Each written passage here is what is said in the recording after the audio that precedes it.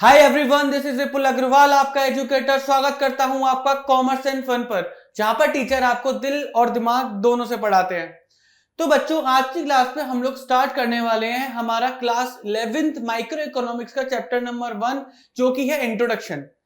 अब इस चैप्टर का नाम इंट्रोडक्शन क्यों रखा गया? क्योंकि यहां पर हम लोग इकोनॉमिक्स से इंट्रोड्यूस होंगे। क्या है इकोनॉमिक्स एक्चुअल में, क्या रीजन है सब्जेक्ट को बनने का। और अगर मैं आपसे एक बात बोलूं कि पूरी इकोनॉमिक्स, इतनी बड़ी इकोनॉमिक्स बनने का रीजन सिर्फ और सिर्फ एक वर्ड है, एक प्रॉब्लम है, जिससे इतना बड़ा सब्जेक्ट इकोनॉमिक्स पढ़ा, तो आपको कैसे लगेगा? तो ये सब्जेक्ट आपकी रियल लाइफ में आपको बहुत ज्यादा हेल्प करेगा। और अगर हम इस सब्जेक्ट को रियल लाइफ एग्जांपल से समझेंगे तो सब्जेक्ट आपको बहुत ज्यादा इंटरेस्टिंग लगेगा। काफी इंटरेस्टिंग सब्जेक्ट है। इवन मैं बोलूं कि पूरी कॉमर्स के लिए ये सब्जेक्ट बहुत ज्यादा इंटरेस्टिंग है। ये सब्जेक्ट आपकी लाइफ में भी बहुत ज्यादा काम आने वाला है। क्यों? ये आपको बिजनेस में हेल्प करेगा, इवन आपकी जो day to day personal life है उसमें भी बहुत ज्यादा हेल्प करेगा। तो चलिए बिना किसी देरी के स्टार्ट करते हैं हमारा इकोनॉमिक्स को। इकोनॉमिक्स हम लोग अगर देखें तो इकोनॉमिक्स में काफी चीजें आती हैं, कुछ टर्म्स आते हैं इकोनॉमिक्स में। और उन टर्म्स में अगर मैं यहां पर लिखूं टर्म्स को, तो एक टर्म हमारे आगे निकल कर आता है इकोनॉमी, एक टर्म हमारे आगे निकल कर आता है इकोनॉमी। और इस इकोनॉमिक से ही, इकोनॉमी ही वर्ड से टर्म बना हमारा क्या? इकोनॉमिक्स। कैसे बना वो इस लेक्चर में हम लोग अच्छे से समझेंगे। बस इस लेक्चर में सबसे पहले हम समझते हैं कि इकोनॉमी क्या होता है। और ये इकोनॉमी जो वर्ड है आप लोगों ने बहुत बार सुना होगा कि Indian economy is rising rapidly, कि the global economy is facing downward due to some war happening in this world. तो ये सारी चीजें आपने देखा होगा कि रशिया की इकोनॉमी सैंक्शन की वजह से पहले डाउन हुई, यूरोपियन यूनियन की इकोनॉमी जो है वो रिसेशन में चली गई, जापान रिसेशन में चला गया। तो ये इकोनॉमी वर्ड आपने बहुत बार सुना होगा। ये एक्चुअल में इकोनॉमी का मतलब होता क्या है? क्या है इस इकोनॉमी का मतलब? क्या बवाल है ये इकोनॉमी? सबसे पहले इसको समझते हैं। देखो, अगर मैं आप लोगों को एक रियल लाइफ एग्जांपल के थ्रू समझूं, फॉर एग्जांपल 4 लोग हैं, एक का नाम है परम, एक का नाम है संजय, एक का नाम है हिमांशु और एक का नाम है आकाश। अगर मैं यहां पर 4 लोगों को देखूं तो मैं कहता हूं परम जो है वो फार्मर है। फार्मर है तो वो फूड मैन्युफैक्चर करता होगा।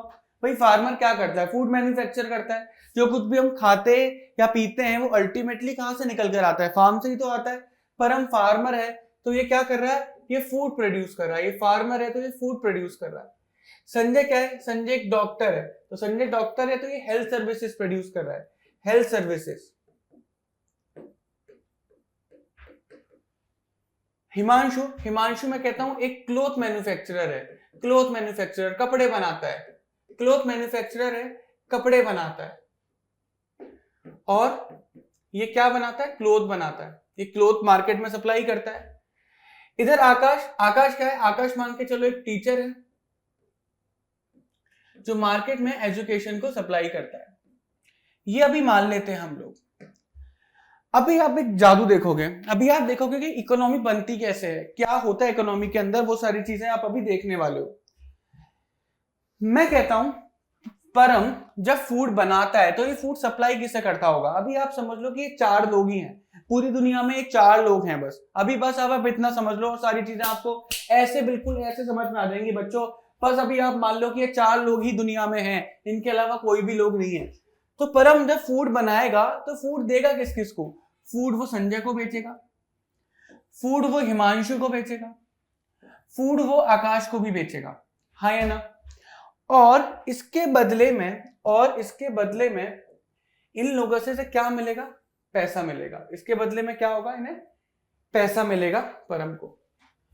तो यहां पर आप एक बात ध्यान से समझो, परम ने जो फूड मैन्युफैक्चर करा, फूड जो उसने बनाया वो किसे दिया? संजय को दिया, हिमांशु को दिया और आकाश को दिया। और उसके बदले में परम के पास क्या आया? पैसा आया, मनी आया। अब परम इस पैसे का क्या करेगा? परम इस पैसे को लेकर जाएगा संजय के पास, क्योंकि एज अ ह्यूमन बीइंग परम को अपनी हेल्थ की सर्विसेज की रिक्वायरमेंट है। वो चाहता है कि मैं स्वस्थ रहूं। तो उस पैसे को खर्च किसके ऊपर कर कर आएगा? संजय के ऊपर। उस पैसे को खर्च हिमांशु के ऊपर भी करेगा, क्योंकि परम को कपड़े भी तो चाहिए अपनी डे टू डे लाइफ के लिए, कहीं जाएगा तो अच्छे कपड़े भी उसे चाहिए। ये पैसे ले जाकर जो परम को मिले वो पैसे ले जाकर आकाश के पास भी जाएगा, क्योंकि आकाश एक टीचर है और एजुकेशन की रिक्वायरमेंट तो भैया सबको है। अच्छा खाना, अच्छा एजुकेशन, अच्छा कपड़ा और अच्छी हेल्थ सर्विसेज, इसकी रिक्वायरमेंट तो बेसिक रिक्वायरमेंट है ना ह्यूमन बीइंग की। तो परम इन चीजों पे पैसा खर्च करेगा। तो पहले आप लोगों ने देखा कि परम ने जिन लोगों को अपनी सर्विसेज बेची उन्हीं लोगों से पैसा आया और उस पैसे को ले जाकर इन्हीं लोगों पे खर्च कर दिया, ये जो सर्विस प्रोड्यूस कर रहे हैं उस सर्विस को ग्रैब करने के लिए। तो एक्चुअल में आप यहां पर इस सिस्टम के अंदर क्या देख रहे हो, आप देख रहे हो ऐसे ही संजय भी अपनी हेल्थ सर्विसेज प्रोड्यूस कर रहा है, वो अपनी हेल्थ सर्विसेज परम को भी बेचेगा, हिमांशु को भी बेचेगा, आकाश को भी बेचेगा, संजय पे भी पैसा आएगा। अब उस पैसे को ले जाकर खाना खरीदेगा, कपड़े खरीदेगा, एजुकेशन खरीदेगा। तो ये सारी चीजें आप जो इसके अंदर देख रहे हो, आप क्या देख रहे हो कि यहाँ पर एक इकोनॉमी के अंदर जितने भी लोग इन्वॉल्व है वो कुछ ना कुछ प्रोड्यूस कर रहे हैं और कुछ ना कुछ कंज्यूम कर रहे हैं। तो प्रोडक्शन और कंजम्पशन साथ ही साथ चल रहा है, नहीं चल रहा बच्चों? यहां पर आप ध्यान से देखो, परम फूड को प्रोड्यूस कर रहा है लेकिन कंज्यूम हेल्थ सर्विसेज को कर रहा है, क्लोथ को कर रहा है, एजुकेशन को कर रहा है। संजय यहाँ पे प्रोडक्शन कर रहा है हेल्थ सर्विसेज का, लेकिन कंजम्पशन वो फूड का भी कर रहा है, क्लोथ का कर रहा है, एजुकेशन का भी कर रहा है। हिमांशु यहाँ पे क्लोथ का प्रोडक्शन कर रहा है लेकिन कंजम्पशन किस किस चीज का कर रहा है? हेल्थ सर्विसेज का, फूड का, एजुकेशन का। तो यहाँ पर हर कोई कुछ ना कुछ प्रोड्यूस कर रहा है और कुछ ना कुछ कंज्यूम कर रहा है, प्रोडक्शन और कंजम्पशन साथ में चल रहा है। ठीक है। दूसरी चीज, जब परम ने जिन लोगों से पैसा कमाया अल्टीमेटली उन्हीं लोगों पे पैसा खर्च करा, और जो परम ने पैसा कमाया, परम ने संजय से पैसा कमाया, हिमांशु से कमाया, आकाश से कमाया, तो परम की क्या हो गई? वो परम की इनकम हो गई, लेकिन इन लोगों के लिए क्या है? वो एक्सपेंस है। और जब परम ने एक्सपेंस करा, परम के पास इनकम आई, हम जब पैसा कमाते हैं खर्चा करते नहीं करते, और जब परम ने एक्सपेंस करा तो वो पैसा कहां पर चला गया? वापस इन लोगों के पास चला गया, इन लोगों की इनकम बन गई। तो ये पूरा एक आपने सिस्टम देखा कि जहां से आप कमा रहे हो वहीं पर आप खर्चा कर रहे हो, किसी का एक्सपेंस आपके लिए इनकम है, आपका एक्सपेंस किसी के लिए इनकम है। तो ये सारी चीजें जब आप देख रहे हो तो आपने क्या देखा? आपने देखा कि एक सिस्टम यहाँ पे क्रिएट हुआ, और इस सिस्टम के पीछे का रीजन क्या था? क्योंकि सब कुछ ना कुछ प्रोड्यूस कर रहे हैं और सब कुछ ना कुछ कंज्यूम कर रहे हैं। एक एग्जांपल अगर अभी देखो आपको समझ में नहीं आया हो तो अभी एक सेकंड में समझ में आ जाएगा। अगर मान के चलो यहाँ पर हम एक इंसान और ले लेते हैं जिसका नाम है आदित्य। आदित्य कुछ भी प्रोड्यूस नहीं करता, आदित्य कुछ भी प्रोड्यूस नहीं करता। जब आदित्य कुछ भी प्रोडक्शन नहीं करेगा तो आदित्य के पास पैसा भी नहीं होगा, और जब आदित्य के पास पैसा भी नहीं होगा तो आदित्य इन फैसिलिटीज को ग्रैब नहीं कर सकता। तो आदित्य सबसे पहले एक्सपेंस नहीं कर सकता क्योंकि उसने प्रोडक्शन नहीं करा। प्रोडक्शन करेगा तो आदित्य के पास इनकम आएगी, इनकम आएगी तो एक्सपेंस करेगा। तो इकोनॉमी का अगर आपको पार्ट बनना है तो आपको किसी प्रोडक्शन में इन्वॉल्व रहना पड़ेगा, आपको कुछ ना कुछ चीजें प्रोड्यूस करनी पड़ेंगी if you want to do something. आज के टाइम पे हम लोग देखा कि हम एम्प्लॉयमेंट के पीछे इतना क्यों भागते हैं कि एम्प्लॉयमेंट नहीं है, एम्प्लॉयमेंट नहीं है। रीजन भी, अगर एम्प्लॉयमेंट की प्रॉब्लम इंडिया के अंदर सॉल्व हो जाए तो हर इंसान कुछ ना कुछ प्रोडक्शन करेगा, नहीं करेगा? प्रोडक्शन डजंट मीन कि कुछ ना कुछ फिजिकल गुड्स बना रहा है, टेंजिबल गुड्स बना रहा है, इसका मतलब प्रोडक्शन नहीं है। प्रोडक्शन मतलब कि आप कुछ ना कुछ इकोनॉमी में कंट्रीब्यूट कर रहे हो। जैसे यहाँ पर मैं खड़े होकर अगर पढ़ा रहा हूं तो I am producing my education services, हाँ या ना? चाहे मैं एक कंपनी के लिए प्रोड्यूस कर रहा सही, चाहे मैं इंडिविजुअली अपने नाम से सर्विसेज प्रोड्यूस कर रहा सही, इट डजंट मैटर। क्या मैं इकोनॉमी में खड़ा होकर सर्विसेज प्रोड्यूस कर रहा हूँ? जी हाँ। अगर मैं सर्विसेज प्रोड्यूस कर रहा हूँ तो क्या मुझे इनकम मिल रही है? जी हाँ। अगर मुझे इनकम मिल रही है तो क्या मैं एक्सपेंस कर रहा हूँ? जी हाँ। तो मैंने क्या करा? मैंने इकोनॉमी में कॉन्ट्रीब्यूशन दिया, छोटा सा ही क्यों ना सही। इसी वजह से जो इंडिया की एम्प्लॉयमेंट की जो प्रॉब्लम है उसको सॉल्व करना आज के टाइम पे बहुत इंपॉर्टेंट है। क्लियर? ओके, आगे चलते हैं। तो आपने इकोनॉमी क्या देखा? इकोनॉमी बेसिकली क्या है? एक सिस्टम है। ये पूरा क्या है? सिस्टम है। यहाँ पर आप देख रहे हो एक चेन बन रही है कि all the people are dependent on each other. ठीक है। जो डॉक्टर है वो अपने आप को सुपीरियर ना समझेगा कि वो फार्मर के ऊपर भी डिपेंडेंट है, वो क्लोथ मैन्युफैक्चर के ऊपर भी डिपेंडेंट है, वो टीचर के ऊपर भी डिपेंडेंट है। क्लियर? हर कोई दूसरे के ऊपर डिपेंडेंट है। तो इट इज बेसिकली ये क्या है? ये एक सिस्टम है जो पीपल्स को प्रोवाइड करवाता है। क्या क्या चीज प्रोवाइड करवाता है लोगों को? इनकम प्रोवाइड करवाता है, स्टैंडर्ड ऑफ लिविंग प्रोवाइड करवाता है, वे ऑफ लिविंग प्रोवाइड करवाता है। तो उसके लिए क्या चाहिए? काम चाहिए, मीन्स टू वर्क। अगर मेरे को एक बात बताओ, अगर हमारी इकोनॉमी में कोई कुछ नहीं बनाएगा तो लोगों पे काम नहीं होगा। तो इकोनॉमी में काम आएगा कहां से? जब आप प्रोडक्शन करोगे, किसी चीज का प्रोडक्शन तो करो, तभी तो लोगों पे काम जाएगा। अभी हमने यहां पर देखा, जब संजय ने फूड प्रोड्यूस करना स्टार्ट करा तो लोगों ने उसका फूड परचेज करा। जब उसका फूड परचेज करा तो संजय पे पैसा आया, उस पैसे को संजय ने खर्च करा, एक सिस्टम जनरेट हुआ। और वो संजय का फूड परचेज कैसे कर पाए? क्योंकि बाकी लोग भी कुछ ना कुछ प्रोड्यूस कर रहे थे, हाँ या ना? तो जिससे क्या हुआ, उनकी डिपेंडेंसी एक दूसरे के ऊपर बढ़ी, एक्सचेंज कर सके गुड्स एंड सर्विसेज को। लेकिन वहीं पर अगर आदित्य कुछ प्रोड्यूस नहीं कर रहा तो उसके पास पैसा ही नहीं है कुछ सर्विसेज को लेने का। बात ही समझ में नहीं आई। तो इकोनॉमी रिसोर्सेज से प्रोवाइड करवा रही है but he is not doing something. तो इकोनॉमी एक ऐसा सिस्टम है जो लोगों को मीन्स टू वर्क प्रोवाइड करवाता है, काम करने का जरिया, काम करने का जरिया प्रोवाइड करवा सकता है, जो लोग फिर काम करके क्या करेंगे, एक लिविंग को अर्न कर सकते हैं, बेसिकली इनकम अर्न कर सकते हैं। और वो काम का मतलब क्या होता है? Production and consumption of goods and services. तो आप देखोगे इकोनॉमी एक ऐसा सिस्टम है जहां पर लोगों को काम मिलता है, लोगों को काम मिलता है, वो पैसा कमाते हैं। अच्छा, कैसे कमाते हैं? प्रोडक्शन एंड कंजम्पशन करके। तो सिर्फ और सिर्फ प्रोडक्शन इंपॉर्टेंट नहीं है, प्रोडक्शन के साथ साथ कंजम्पशन भी इंपॉर्टेंट है। अगर मान के चलो संजय पे पैसा है, ठीक है, संजय अपनी हेल्थ केयर सर्विसेज प्रोवाइड करवा रहा है, क्लियर है, लेकिन बाकियों के पास पैसा नहीं है और वो संजय को पैसा नहीं दे पा रहे, तो संजय तो प्रोडक्शन कर रहा है लेकिन उसके प्रोडक्शन का कंजम्पशन नहीं हो रहा, तो संजय को तो पैसा नहीं मिला ना। तो इकोनॉमी के अंदर क्या इंपॉर्टेंट है? प्रोडक्शन भी इंपॉर्टेंट है, कंजम्पशन भी इंपॉर्टेंट है, कि जो भी आइटम बन रहा है, जो भी सर्विसेज बन रही है, उसको कंज्यूम करना भी इंपॉर्टेंट है, अदरवाइज इकोनॉमी के अंदर वो बूस्ट आएगा ही नहीं। तो प्रोडक्शन एंड कंजम्पशन दोनों इंपॉर्टेंट है। For example, Indian economy consist of all the sources of production in agriculture, industry, transport, communication, banking etcetera. Clear? अच्छा, यहां पर हमने बात करी प्रोडक्शन की। अब प्रोडक्शन के लिए जो सबसे ज्यादा इंपॉर्टेंट चीज होती है वो होती है रिसोर्सेज। इवन हम जो भी चीज करेंगे उसके लिए हमें क्या चाहिए? कुछ रिसोर्सेज चाहिए। अवेलेबिलिटी ऑफ द रिसोर्सेज बहुत इंपॉर्टेंट है होना। क्यों मैंने इस वर्ड का यूज करा? क्योंकि अगर आप ये वर्ड समझ गए तो आपको समझ लो चैप्टर का काफी चीजें क्लियर हो जाएंगी अभी की अभी। जैसे रिसोर्सेज का मतलब होता है जरिया। क्या मतलब होता है रिसोर्सेज का? जरिया। तो एक इकोनॉमी के अंदर प्रोडक्शन बहुत इंपॉर्टेंट है और प्रोडक्शन होने के लिए रिसोर्सेज बहुत ज्यादा इंपॉर्टेंट है, ठीक है। तो रिसोर्सेज का महत्व आप समझो। मान के चलो अभी आप फैक्ट्री ओपन करने गए, तो फैक्ट्री ओपन करने के लिए आपको कुछ चीजों की जरूरत पड़ेगी। मैंने बोला कुछ चीजों की जरूरत पड़ेगी, वही आपकी क्या है? रिसोर्सेज। लाइक सबसे इंपॉर्टेंट आज के टाइम पे क्या है? पैसा। पैसे से सारे रिसोर्सेज को पूरा करा जा सकता है। पैसे से आप लैंड ले सकते हो, पैसे से आप प्लांट ले सकते हो, पैसे से आप अच्छी लेबर हायर कर सकते हो, पैसे से रॉ मटेरियल ले सकते हो। तो आपने पैसे से प्रॉब्लम को सॉल्व कराना। अगर हम पैसा हटा दे तो बाकी सारी चीजें रिसोर्सेज बन जाएंगी, कि आपको अच्छा लैंड चाहिए, प्लांट चाहिए, अच्छी लेबर चाहिए, रॉ मटेरियल चाहिए, सप्लायर चाहिए, कस्टमर चाहिए। तो ये सब क्या है? आपके रिसोर्सेज है। तो यहीं से कॉन्सेप्ट रिसोर्सेज का भी निकल कर आता है, ठीक है। अभी थोड़ी देर में इसके ऊपर आते हैं। इंडियन इकोनॉमी में हमारे पास सारी सोर्सेज हैं कि हम यहाँ पर प्रोडक्शन भी कर सकते हैं, क्योंकि हमारे पास लैंड है, हमारे पास अच्छे फार्मर्स हैं, हमारे पास सरकार की सब्सिडी है यानी कि गवर्नमेंट का सपोर्ट है, इंडस्ट्री है, हमारे पास लैंड है, हमारे पास प्लांट है, हमारे पास गवर्नमेंट ने कुछ अच्छा सपोर्ट भी दे रखा है इंडस्ट्रीज को, कि आप अगर बैकवर्ड एरिया में इंडस्ट्री रहेंगे तो हम आपको टैक्सेशन में रिबेट देंगे।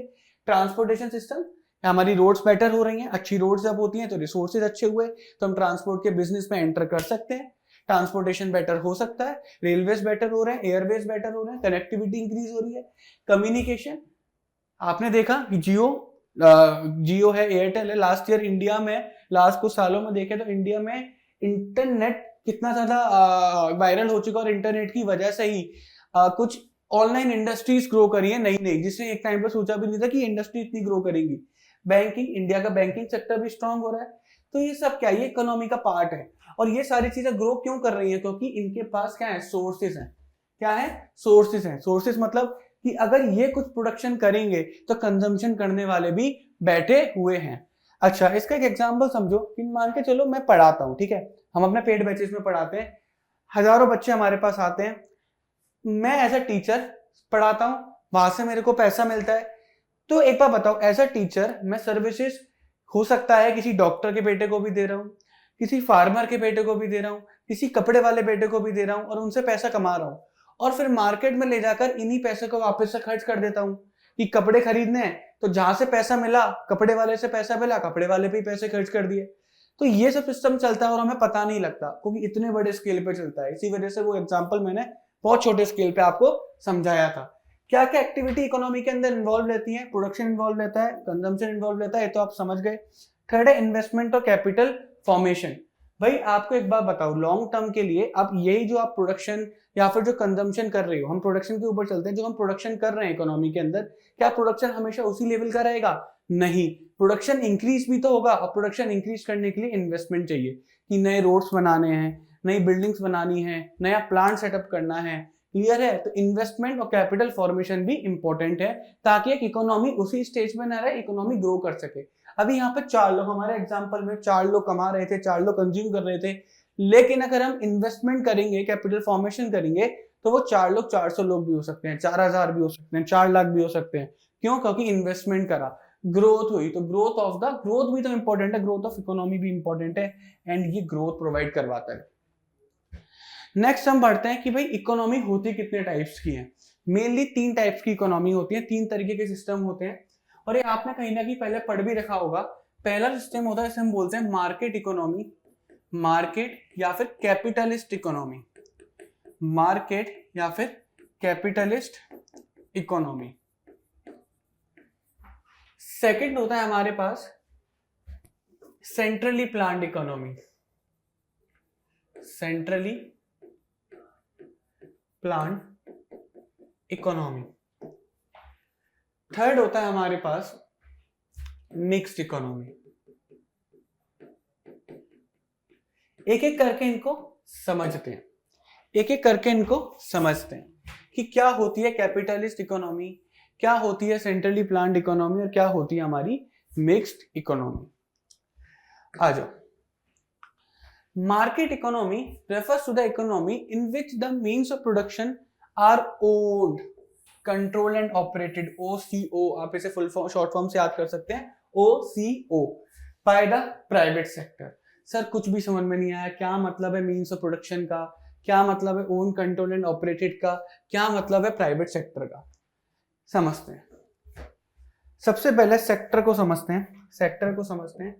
देखो मान के चलो इस दुनिया में 2 तरीके के सेक्टर आपके डिवाइडेड हैं, 2 तरीके के सेक्टर आपके डिवाइडेड हैं। एक है आम जनता, जिसे हम लोग क्या बोलते हैं, नॉर्मली पब्लिक बोलते हैं, आम जनता, जो इनके पास अपनी एक फ्रीडम रहती है, वहां पर ना सरकार का इंटरफेरेंस नहीं होता। और एक होती है गवर्नमेंट। क्लियर है? एक होती है गवर्नमेंट। गवर्नमेंट होती क्यों है? क्योंकि वो पब्लिक के लिए अल्टीमेटली काम करती है। तो 2 पार्ट्स में चीजें डिवाइड हो जाती है। इंडिया के अंदर भी आप देखोगे गवर्नमेंट एक चीज है और आम जनता एक चीज है। तो जब भी आम जनता without the interference of anything else, without the interference of the government, वो अपनी दुनिया में कुछ ना कुछ काम करते हैं, उसके पास अपनी फ्रीडम रहती है, इसको हम लोग बेसिकली क्या बोलते हैं? इसको हम लोग बोलते हैं प्राइवेट सेक्टर। क्या बोलते हैं? प्राइवेट सेक्टर, जहां पे गवर्नमेंट का इंटरफेरेंस नहीं होता, जहां पर गवर्नमेंट का इंटरफेरेंस नहीं होता। ठीक है? इसको हम लोग इंडिविजुअल भी बोल सकते हैं, प्राइवेट इंडिविजुअल भी बोल सकते हैं। ठीक है? बिल्कुल। जब हम गवर्नमेंट वाली साइड पर आते हैं तो हम लोग उसको बोलते हैं पब्लिक सेक्टर, क्योंकि एक्चुअल में जो भी गवर्नमेंट के पास है वो तो है तो पब्लिक का ही। तो गवर्नमेंट जो कुछ भी करेगी पब्लिक के लिए करेगी। बात ही समझ में या फिर नहीं आई? तो यानी कि कोई चीज अगर गवर्नमेंट ओन करती है, कंट्रोल करती है या उसे रेगुलेट करती है, तो समझ लो पब्लिक सेक्टर है। जो भी चीज गवर्नमेंट के नाम पर है, it is all about the public. वो किसी सिंगल इंडिविजुअल की, सिंगल इंस्टीट्यूशन की नहीं है, वो पूरी सब जनता की है। क्या है? जनता की है। बात है समझ में? और हम यहाँ पर बढ़ते हैं क्या? प्राइवेट की तरफ, यानी कि पब्लिक सेक्टर। यहाँ पर गवर्नमेंट का इंटरफेरेंस नहीं है। यहाँ पर जो भी चीज है वो एक पर्टिकुलर किसी इंस्टीट्यूशन के नाम पर होगी, किसी इंडिविजुअल इंस्टीट्यूशन के नाम पर, किसी इंडिविजुअल पर्सन के नाम पर। क्लियर है या फिर नहीं है? जैसे एक एग्जाम्पल मैं आपको देता हूँ, मान के चलो मेरे पास एक कार है, वो कार मेरे खुद के नाम पर है, उसमें गवर्नमेंट का कोई भी इंटरफेरेंस नहीं है, गवर्नमेंट की कोई भी ओनरशिप नहीं है, तो वो कार क्या है? प्राइवेट कार है। तो इट इज ऐसे ही कोई बिजनेस है, कोई इंडस्ट्री है, उसमें गवर्नमेंट का कोई भी ओनरशिप नहीं है, कोई भी इंटरफेरेंस नहीं है, तो बिजनेस सिर्फ और सिर्फ मेरे नाम पर है, तो वो किस में आएगा? प्राइवेट सेक्टर में आएगा। लेकिन वहीं पर हम पब्लिक सेक्टर की बात करें, जैसे बेल है, BHEL, तो वो गवर्नमेंट की ओनरशिप में है। ठीक है? उसका ओनर कौन है? गवर्नमेंट है। लेकिन एक्चुअल में गवर्नमेंट जो कुछ भी है वो तो है तो पब्लिक के पैसे से। ड्यू टू द पब्लिक, तो इसी वजह से उसे क्या बोला जाता है, पब्लिक सेक्टर, कि वो गवर्नमेंट ओनर है बट अल्टीमेटली जो उसका ओनर है वो क्या है, पूरी पब्लिक है, इसी वजह से क्या बोला जाता है, पब्लिक सेक्टर। तो उसको याद करने का सबसे अच्छा तरीका है कि अगर यहाँ पर गवर्नमेंट का इंटरफेरेंस ना हो, वो प्राइवेट सेक्टर, गवर्नमेंट हो वो क्या है हमारा पब्लिक सेक्टर। क्लियर। तो मार्केट इकोनॉमी वो सिस्टम होता है, वो इकोनॉमी होती है जहां पर मीन्स ऑफ प्रोडक्शन यानी कि रिसोर्सेज, यहाँ पे बात किसकी चल रही है, रिसोर्सेज की, जहां पर रिसोर्सेज अभी बताया था ना, रिसोर्सेज का मतलब कि जिससे आप प्रोडक्शन कर सकते हो, रिसोर्सेज को ओन यानी कि रिसोर्सेज को कौन ओन करेगा, कौन कंट्रोल करेगा, कौन ऑपरेट करेगा, प्राइवेट सेक्टर ऑपरेट करेगी। जैसे इसका सबसे बड़ी एग्जांपल मैं लेके चलता हूं, मान के चलो मैं फैक्ट्री ओपन करना चाहता हूं, ठीक है, मैं फैक्ट्री में मुझे क्या चाहिए, लैंड चाहिए, ठीक है, मुझे क्या चाहिए, लेबर चाहिए, मुझे क्या चाहिए, क्या बोलते हैं, रॉ मटेरियल वगैरह चाहिए, यानी कि पूरा मुझे सिस्टम क्रिएट करना है।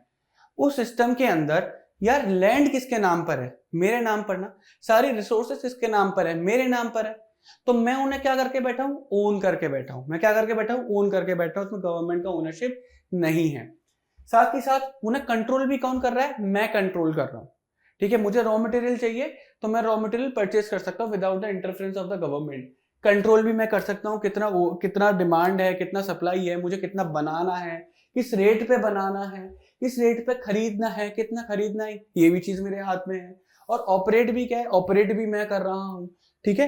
तो ये सब सारी चीजें यानी कि ओन कंट्रोल एंड ऑपरेटेड जब प्राइवेट सेक्टर करेगा, एक इंडिविजुअल करेगा, उसमें गवर्नमेंट का इंटरफेरेंस नहीं होगा, तो उसको हम लोग क्या बोलेंगे, कैपिटलिस्ट इकोनॉमी, मार्केट इकोनॉमी हम उसको बोलते थे। जैसे for example USA, European union, ये इसके अंदर आते हैं कैपिटलिस्ट इकोनॉमी के अंदर।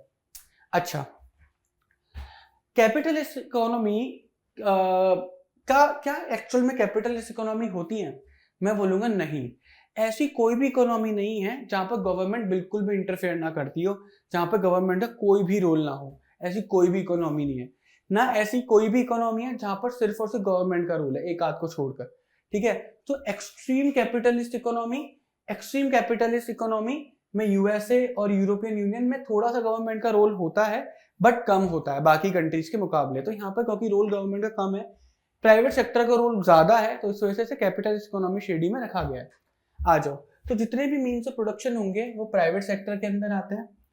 Private sector is free to take all decision, देखो जितने भी डिसीजन लेने हैं, कितना बनाना है, कितने का बनाना है, ये सब पास फ्रीडम है किसके पास, प्राइवेट सेक्टर के पास, उसे गवर्नमेंट से परमिशन नहीं लेनी, ठीक है, गवर्नमेंट उसे नहीं बताएगी, गवर्नमेंट उसमें ओनरशिप नहीं लेगी।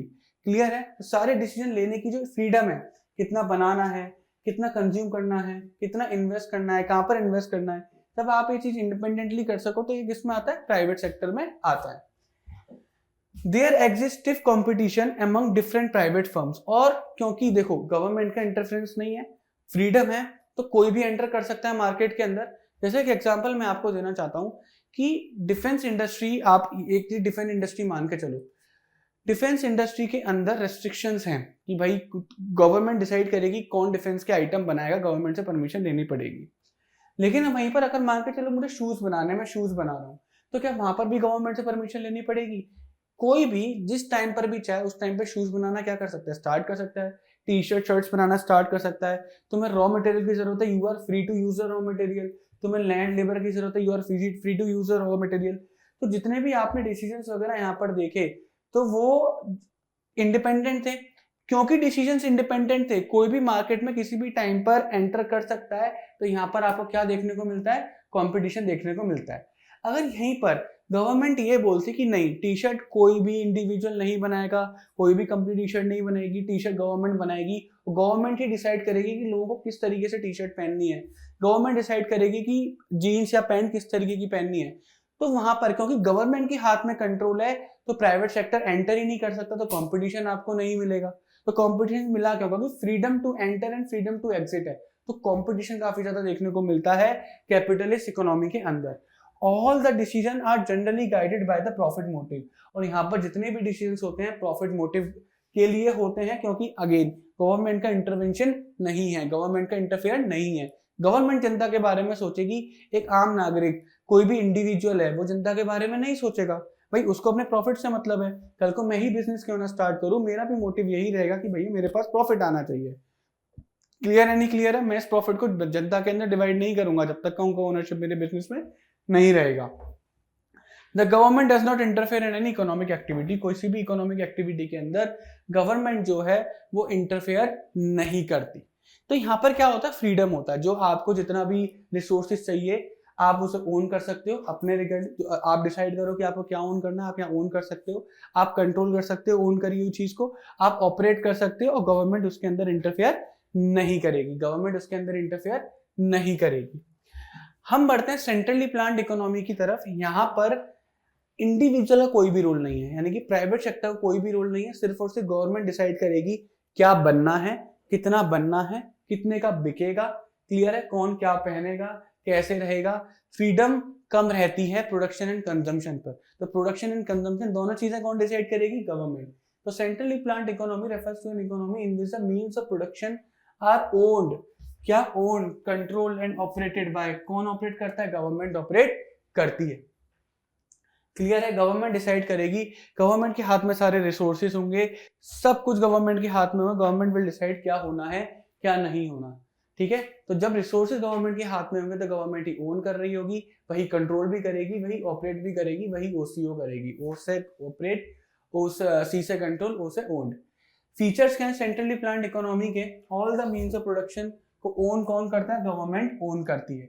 तो गवर्नमेंट जब ओनर है तो गवर्नमेंट ही डिसाइड करेगी कि किस चीज से क्या चीज बननी है, ठीक है। फॉर एग्जांपल अगर हम ऑयल की बात करें तो ऑयल अगर हम लोग देखें कि अगर ऑयल गवर्नमेंट के पास है और गवर्नमेंट ही डिसाइड करेगी ऑयल किस चीज में ज्यादा यूज होगा, तो फिर तो कहानी बिगड़ जाएगी ना। गवर्नमेंट बोलेगी नहीं, ऑयल का जो यूज होगा वो सिर्फ और सिर्फ डिफेंस के आइटम में होगा, ठीक है, प्राइवेट लोगों को ऑयल नहीं दिया जाएगा, तो हम लोग उसे ट्रांसपोर्टेशन नहीं चला पाएंगे।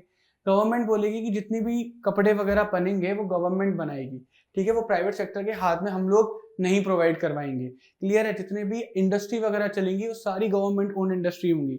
इवन इंडिया जब इंडिपेंडेंट हुआ था उसके बाद जो हमारी उस टाइम की जो गवर्नमेंट थी, उस गवर्नमेंट का भी मेन मोटिव यही था कि हम प्राइवेट सेक्टर के हाथ में कम से कम चीजें रखें, ज्यादा से ज्यादा कंट्रोल जो रखे हम लोग पब्लिक सेक्टर के हाथ में, यानी गवर्नमेंट अपने हाथ में रखे। एंड वो वैलिड भी था क्योंकि उस टाइम पे देश की हालत बहुत नाजुक थे, गवर्नमेंट को सारी रिसोर्सेज सब लोगों में बांटने की पड़ी हुई थी। अगर पब्लिक सेक्टर आता तो वो सिर्फ और सिर्फ अपने बारे में सोचता, प्रॉफिट मोटिव से काम करता। गवर्नमेंट आई तो उसने आम जनता के लिए सोचकर चीजें करी, तो ऐसा गवर्नमेंट का मानना था, क्लियर है। जो थोड़ा थोड़ा ठीक भी लगता है सोचने में आज के हिसाब से, आज के हिसाब से देखा जाए तो गलत है, लेकिन तब के हिसाब से सोचो, क्लियर है, ओके। तो क्यों, तो गवर्नमेंट जब भी अपने हाथ में कंट्रोल ले लेगी क्या बनना है कितना बनना है, तो समझ लेना सेंट्रली प्लान्ड इकोनॉमी की तरफ जा रहा है। और जब गवर्नमेंट फ्रीडम दे देगी कि भैया आप डिसाइड करो आपको क्या बनाना है, कितना बनाना है, कैसे बनाना है, यू डिसाइड, तो वो समझ लेना किसकी साइड चला गया, कैपिटलिस्ट इकोनॉमी की साइड चला गया, ठीक है। तो all the decision regarding consumption, क्या कंज्यूम होगा, क्या प्रोड्यूस होगा, क्या इन्वेस्ट होगा, वो सब कौन करेगा, गवर्नमेंट डिसाइड करेगी। कौन करेगा, गवर्नमेंट डिसाइड करेगी। एक हमारा देश है ना नॉर्थ कोरिया, मुझे तो भूल जाता हूँ कभी कभार, कंफ्यूज हो जाता हूँ, साउथ कोरिया और नॉर्थ कोरिया के बीच में किम जोंग उन, जो शायद आई थिंक नॉर्थ कोरिया ही है, तो उनके अंदर वहां पर आपको क्या है, वहां पर आपको सेंट्रली प्लान्ड इकोनॉमी देखने को मिलेगी। All the things are done by the government, government वहां पर क्या है, सारी चीजें डिसाइड करती है, क्या बनेगा, कितना बनेगा, कौन बनाएगा, कौन क्या बनाएगा, गवर्नमेंट ही बनाएगी, ऑफ कोर्स डेफिनेटली कौन बनाएगा, ठीक है। वहां पर there does not exist any element of competition. यार कंपटीशन होगा क्यों, मैं गवर्नमेंट हूं, मैंने सबके ऊपर डिक्टेटरशिप कर रखी है, आई एम एन डिक्टेटर, और मैं वहां पर जितने भी मान के चलो खाना पीना, फार्मिंग है या कोई भी चीज का प्रोडक्शन है, कपड़े वगैरह का, सब गवर्नमेंट अपने अंडर में करवा रही है, तो क्या मैं किसी को अलाउ करूंगा कि मेरे कंपटीशन में भी खड़ा हो सके? सोच के देखो। तो जहां पर गवर्नमेंट के हाथ में सारी चीजें होती हैं वहां पर आपको कंपटीशन देखने को नहीं मिलता, वहां पर आपको कंपटीशन देखने को नहीं मिलता किसी भी तरीके का। All the decisions aim to maximize social welfare, जितने भी डिसीजंस होते हैं वो सोशल वेलफेयर के लिए करे जाते हैं, जनता के लिए जैसे करे जाते हैं। जैसे इसका सबसे अच्छा एग्जांपल हम लेके चलें, वैसे इंडिया मिक्स इकोनॉमी के अंदर आता है, बट फिर भी हम मान के चलते हैं, खाली अब इंडियन रेलवेज को लेके चलो, इंडियन रेलवेज पूरी की पूरी गवर्नमेंट की मोनोपोली है। गवर्नमेंट इंडियन रेलवेज को क्यों चला रही है? ताकि वो आम जनता की मदद कर सके, ट्रांसपोर्टेशन को सस्ता कर सके। ठीक है, तो उसमें आप क्लासिफिकेशन करने स्टार्ट करें। तो गरीब लोग हैं उनके लिए ट्रेन अलग करी, क्योंकि उनको फिर सस्ते में ट्रेवल कर सके। आप देखते हो कि एक ही ट्रेन के अंदर जनरल के भी डब्बे होते हैं, स्लीपर के भी डब्बे होते हैं, AC 3 टायर, 2 टायर, 1 टायर, इन सब के क्या होते हैं, अलग अलग कंपार्टमेंट बनाए हुए होते हैं according to the class of the people. आप ज्यादा पैसे दोगे आप 1 टायर में जाओ, आपके पास बहुत कम पैसा आप जनरल डब्बे में जाओ। क्या गवर्नमेंट के पास जितनी भी रिसोर्सेज हैं रेलवे की, या गवर्नमेंट सारी सारी ओन करती है? बिल्कुल, गवर्नमेंट ही डिसाइड करेगी कौन सी ट्रेन चलेगी, कौन सी ट्रेन नहीं चलेगी। प्राइसेस भी गवर्नमेंट डिसाइड करती है, और गवर्नमेंट नहीं चाहेगी कि इंडियन रेलवे से कोई भी कंपटीशन आए। समझे? तो इस तरीके से चलता, तभी तो मोनोपोली के अंडर आ गया, सिंगल प्रोड्यूसर। ठीक है, तो इस तरीके से ये ऐसी सारी चीजें इंडिया के अंदर ऐसा नहीं है।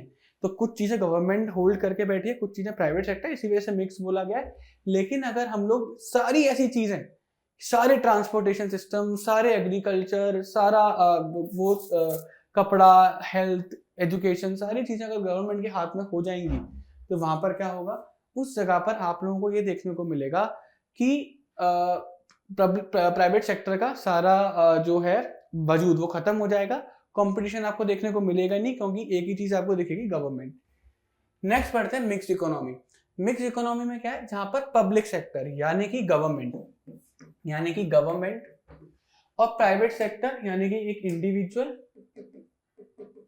प्राइवेट इंडिविजुअल, उनको अपने अपने काम, अपने अपने रोल अलॉट कर दिए गए हैं इकोनॉमी की सेंट्रल प्रॉब्लम्स को सॉल्व करने के लिए। क्या इकोनॉमी की सेंट्रल प्रॉब्लम्स होते हैं, डिसाइड करेंगे। हर इकोनॉमी की सेंट्रल प्रॉब्लम्स होती ही होती हैं, हर घर में ये सेंट्रल प्रॉब्लम्स होती हैं, हर इंसान इन सेंट्रल प्रॉब्लम से जूझ रहा होता है। तो इनके फीचर्स क्या होते हैं मिक्स इकोनॉमी के, कि all the means of production are owned by the government as well as a private sector. Private sector आएगा यहाँ पर, प्राइवेट सेक्टर। तो यहाँ पर गवर्नमेंट का भी रोल है, प्राइवेट सेक्टर का भी रोल है। प्राइवेट सेक्टर का अपना एक अलग रोल है, गवर्नमेंट का अपना एक अलग रोल है, और दोनों साथ मिलकर काम करते हैं, दोनों साथ मिलकर काम करते हैं। सबसे अच्छा एग्जाम्पल तो इसके अंदर आप लोग ये बोल सकते हो कि LIC क्या है, एक गवर्नमेंट कंपनी है। ठीक है, एक स्टैट्यूटरी कॉर्पोरेशन आप उसे बोल सकते हो, LIC। तो यहाँ पर LIC का काम क्या है कि लोगों की सेविंग्स को यूटिलाइज करना, उनकी सेविंग्स को चैनलाइज करना, ये उसका काम है। ठीक है, यही काम इंडिया के अंदर और भी इन्वेस्टमेंट कंपनी है जो करती है, और भी इन्वेस्टमेंट कंपनी है जो पॉलिसीज वगैरह करती हैं ऐसी चीजें। ठीक है, सबसे अच्छा एग्जांपल है बैंकिंग। बैंकिंग में आप दोनों चीज देखोगे, आपको सरकारी बैंक भी देखने को मिलेंगी, आपको प्राइवेट बैंक भी देखने को मिलेंगी। तो बैंकिंग एक सेक्टर है जो कि सरकार ने भी ओन करा हुआ है और प्राइवेट प्लेयर्स ने भी ओन करा हुआ है। ठीक है, ये मिक्स इकोनॉमी का अच्छा एग्जाम्पल है। ठीक है, उसके बाद आप लोग जाओगे, आप देखोगे ट्रांसपोर्टेशन के अंदर भी पब्लिक सेक्टर अलग है, प्राइवेट सेक्टर अलग है। अभी तक एयर इंडिया जो था वो पब्लिक सेक्टर के अंदर आता था, बिकॉज वो एयरलाइन गवर्नमेंट ओन करती थी, पर गवर्नमेंट ने अभी उसको प्राइवेटाइज करा, टाटा को बेचा। ठीक है, प्राइवेटाइज करा, इसका मतलब गवर्नमेंट ने अपना पब्लिक सेक्टर वाला होल्ड खत्म करा और प्राइवेट सेक्टर के पास वो चीज दी। तो in mix economy private sector is free to take regarding all the decisions, like वो क्या प्रोड्यूस करना चाहते हैं, क्या कंज्यूम करना चाहते हैं, क्या इन्वेस्टमेंट करना चाहते हैं, ये सारी चीजें फ्री है, यू कैन डिसाइड। ठीक है, कि आपको क्या करना है, बट गवर्नमेंट आपके ऊपर क्या रखेगी, क्लोज वॉच रखेगी। तो गवर्नमेंट आपको देखती रहेगी कि आप क्या कर रहे हो, क्या नहीं कर रहे, और जहां पर आपको गलत लगेगा गवर्नमेंट आपको रोक देगी। जैसे एक इसका बहुत अच्छा एग्जांपल है। हम बोले देखो, आज के टाइम पर टेली कम्युनिकेशन में 3 प्लेयर्स बचे हैं खाली इंडिया के अंदर।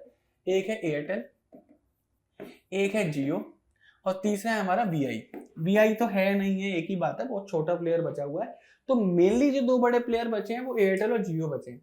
अगर अंबानी जी और भारती मित्तल जी बैठ जाएं आपस में, वो कहते हैं कि एयरटेल और जियो को हम लोग एक कर देते हैं, तो इंडिया के अंदर कोई और सर्विस प्रोवाइडर बचेगा ही नहीं। VI को तो हमने लगभग निपटा ही दिया है, और दो कोई और सर्विस प्रोवाइडर बचेगा नहीं, तो हम जितने में बेचना चाहें उतने में बेचेंगे, क्योंकि they are free to take their decisions. ठीक है, अब उस जगह पर गवर्नमेंट को क्लोज वॉच कर रही है। गवर्नमेंट ने एक ऐड बना रखा है, ट्राई है। ठीक है, और मोनोपोली के कुछ एक्ट है। गवर्नमेंट बोले कि भैया रुको रुको रुको, आप ऐसे मर्ज नहीं हो सकते, बिल्कुल भी नहीं। कंपटीशन मार्केट के अंदर खत्म हो जाएगा, आपके हाथ में सारी पावर चली जाएगी, आप जिस रेट पे चाहे उस रेट पे बेचोगे। फिर समझे या फिर नहीं समझे? एक और टेलीकम्युनिकेशन कंपनी है BSNL, ये गवर्नमेंट ओन्ड है। तो ये गवर्नमेंट है, वो प्राइवेट है, तो मिक्स इकोनॉमी का अच्छा एग्जांपल बन गया। लेकिन गवर्नमेंट प्राइवेट के ऊपर निगाह भी रख रही है, तो इनको मर्ज नहीं होने देगी गवर्नमेंट, कंपटीशन बनाए रखेगी ताकि रेट्स क्या हो, ज्यादा हाई ना हो, नहीं तो फिर तो 5,000 की चीज बेचेंगे वो खरीदनी पड़ेगी जनता को, क्योंकि वो डिपेंडेंट हो चुके हैं। तो ऐसे इंपॉर्टेंट चीजों को गवर्नमेंट मर्ज करने से भी रोकती है। ठीक है, गवर्नमेंट क्या करती है, मर्ज करने से भी रोकती है, कंट्रोल को एक ही जगह पर इकट्ठा होने से भी क्या करती है, गवर्नमेंट रोकती है। तो इसका सबसे अच्छा एग्जांपल है क्लोज वॉच का। थर्ड है, in the mix economy government may use taxation and other mechanism to redistribute wealth from the wealthy to the less privileged member of the society। अच्छा, ये अच्छा एग्जांपल है। जैसे होता क्या है कि कभी कभार दो सेक्टर्स के अंदर एक ही देश में बढ़ जाता है, एक तो होता है रिच, एक होता है पुअर। अब गवर्नमेंट इस चीज से परेशान है, इसे बोलते हैं क्या, अनइक्वल डिस्ट्रीब्यूशन ऑफ वेल्थ या अनइक्वल डिस्ट्रीब्यूशन ऑफ मनी। एक मूवी आई थी, उसके अंदर एक बोला भी गया था डायलॉग कि अमीर और अमीर बनता चले जा रहा है, गरीब और गरीब बनता चले जा रहा है। रीजन, क्योंकि रिसोर्सेस रहते किसके पास है, अमीरों के पास रहते हैं, क्योंकि उनके पास फ्रीडम है। ठीक है, फ्रीडम है, बोला ना अभी कि प्राइवेट सेक्टर फ्रीडम है चीजें ओन करने का, कंट्रोल करने का, ऑपरेट करने का। तो सारे के सारे रिसोर्सेज धीरे धीरे अमीरों के पास चले जाते हैं, because they are having the resources. तो और रिसोर्सेज को कलेक्ट करते हैं, गरीब और गरीब होता चले जाता है, क्योंकि अल्टीमेटली रिसोर्सेज जा कहां से रहे, गरीबों की जेब से ही जा रहे। तो उसके लिए गवर्नमेंट क्या करती है, गवर्नमेंट चलाती है टैक्सेशन सिस्टम। तो गवर्नमेंट इन अमीरों से कुछ पैसा लेती है एज अ टैक्स, और उस पैसे को एज अ बेनिफिट इन लोगों के अंदर डिवाइड कर देती है। जैसे टैक्स के पैसे से गवर्नमेंट ने रोड्स बनवा दिया, रोड्स पे अमीर भी चलेगा, रोड्स पे गरीब भी चलेंगे। ठीक है, गवर्नमेंट ने सब्सिडीज दी गरीबों को ऑन द सिलेंडर। ठीक है, या फिर जो आपके इलेक्ट्रिसिटी बिल थे उसके ऊपर सब्सिडीज दी। गवर्नमेंट फ्री में एजुकेशन दे रही है, गवर्नमेंट स्कूल कॉलेजेस वगैरह होते नहीं होते, कितने सस्ते होते हैं। तो वो चीजें दे रही है, कहाँ से दे रही है, सर टैक्स के पैसे से दे रही है, ताकि पुअर के पास अगर पैसा नहीं है तब भी वो बेनिफिट्स उठा सके। ठीक है, फ्री में राशन वगैरह देती है, तो कहाँ से आता है, सारा टैक्स के पैसे से आता है। तो इसको बोलते हैं रीडिस्ट्रीब्यूशन ऑफ वेल्थ। कि ये नहीं है कि अमीरों के पास फ्रीडम है तो अमीर ही सारा पैसा लेके चले जाएंगे, नहीं, उनसे ऐसा टैक्स पैसा लिया जाता है और उस पैसे को गरीबों में एज अ बेनिफिट डिस्ट्रीब्यूट करा जाता है। इसे बोलते हैं रीडिस्ट्रीब्यूशन ऑफ वेल्थ। वेल्थी लोगों से लिया जाता है टैक्स और लेस प्रिविलेज मेंबर्स पे उसको डिस्ट्रीब्यूट करा जाता है। तो ये आपका इकोनॉमी का कॉन्सेप्ट था। नेक्स्ट हम लोग बढ़ते हैं स्कार्सिटी, और यही एक ऐसा शब्द है जिसकी वजह से एक पूरा सब्जेक्ट आपके सामने बनकर आया, इकोनॉमिक्स, जो कि हम लोग अभी पढ़ रहे हैं। अगर ये शब्द ना होता या ये स्कार्सिटी ना होती तो कभी इकोनॉमिक्स बनता ही नहीं। ठीक है, इकोनॉमिक्स कभी आता ही नहीं। और द प्रॉब्लम इज दैट कि ये कभी खत्म भी नहीं हो सकता। जब तक इंसान रहेगा तब तक ये रहेगा, समझ रहे हो, तब तक इंसान रहेगा जब तक ये रहेगा, जब तक इंसान है तब तक ये है। स्कार्सिटी हमेशा रहेगी, क्योंकि स्कार्सिटी जो क्रिएट होती है वो एक ह्यूमन के एक नेचर से क्रिएट होती है, ह्यूमन के एक बिहेवियर से क्रिएट होती है। क्या है वो बिहेवियर, अभी देखते हैं। ठीक है, और एक जो वर्ल्ड की लिमिटेशन है उसके और एक ह्यूमन के बिहेवियर से ये क्रिएट होती है, और इसके क्रिएट होने की वजह से आपकी पूरी की पूरी इकोनॉमिक्स क्रिएट हो जाती है। कैसे, ध्यान से सुनना बड़े। मान के चलो एक बहुत ही real life day to day example लेते हैं, इंडस्ट्रीज के ऊपर नहीं जाते। मान के चलो आप लोगों का बचपन चल रहा है, आपने अपने पापा से बोला, पापा मेरे को ना एक फोन चाहिए, आईफोन चाहिए। ठीक है, आईफोन चाहिए, ज्यादा नहीं, 70,000 रुपीज का आ जाता है। पापा बोले अच्छा। फिर आपने बोला पापा मेरे को ना गोवा भी घूमने जाना है, ज्यादा नहीं, 30,000 में घूम आऊंगा। पापा बोले अच्छा, कोई बात नहीं। फिर आपने बोला पापा मुझे एक बाइक भी चाहिए, ज्यादा नहीं, 1,00,000 रुपए की आ जाती है। पापा बोले अच्छा, कोई बात नहीं। उसके बाद पापा ने निकाला चप्पल और दे दनादन देना शुरू कर दिया। रीजन इज दैट कि ये आपका, ये बच्चों आप हो, आपने क्या करा, अपनी वॉन्ट्स को, अपनी वॉन्ट्स, ये आपकी वॉन्ट्स हैं, डिजायर्स भी बोल सकते हो, क्लियर। अब उसकी फुलफिलमेंट के लिए क्या चाहिए, रिसोर्सेज चाहिए जो आपके पापा प्रोवाइड करवाएंगे। पापा के पास जो बजट है वो खाली 50K का है। क्या है बजट, खाली किसका है, 50K का बजट है पापा के पास। आप लोग ने क्या देखा कि आपकी इच्छाएं तो बहुत ज्यादा है, आपकी जो वांट्स हैं वो क्या है, अनलिमिटेड है। क्या है, अनलिमिटेड है। आपकी जो वांट्स हैं वो क्या है, अनलिमिटेड है। लेकिन जो आपकी रिसोर्सेज है, जो आपके रिसोर्सेज है और जो आपके रिसोर्सेज है वो क्या है, लिमिटेड है। यही तो सबसे बड़ी प्रॉब्लम है।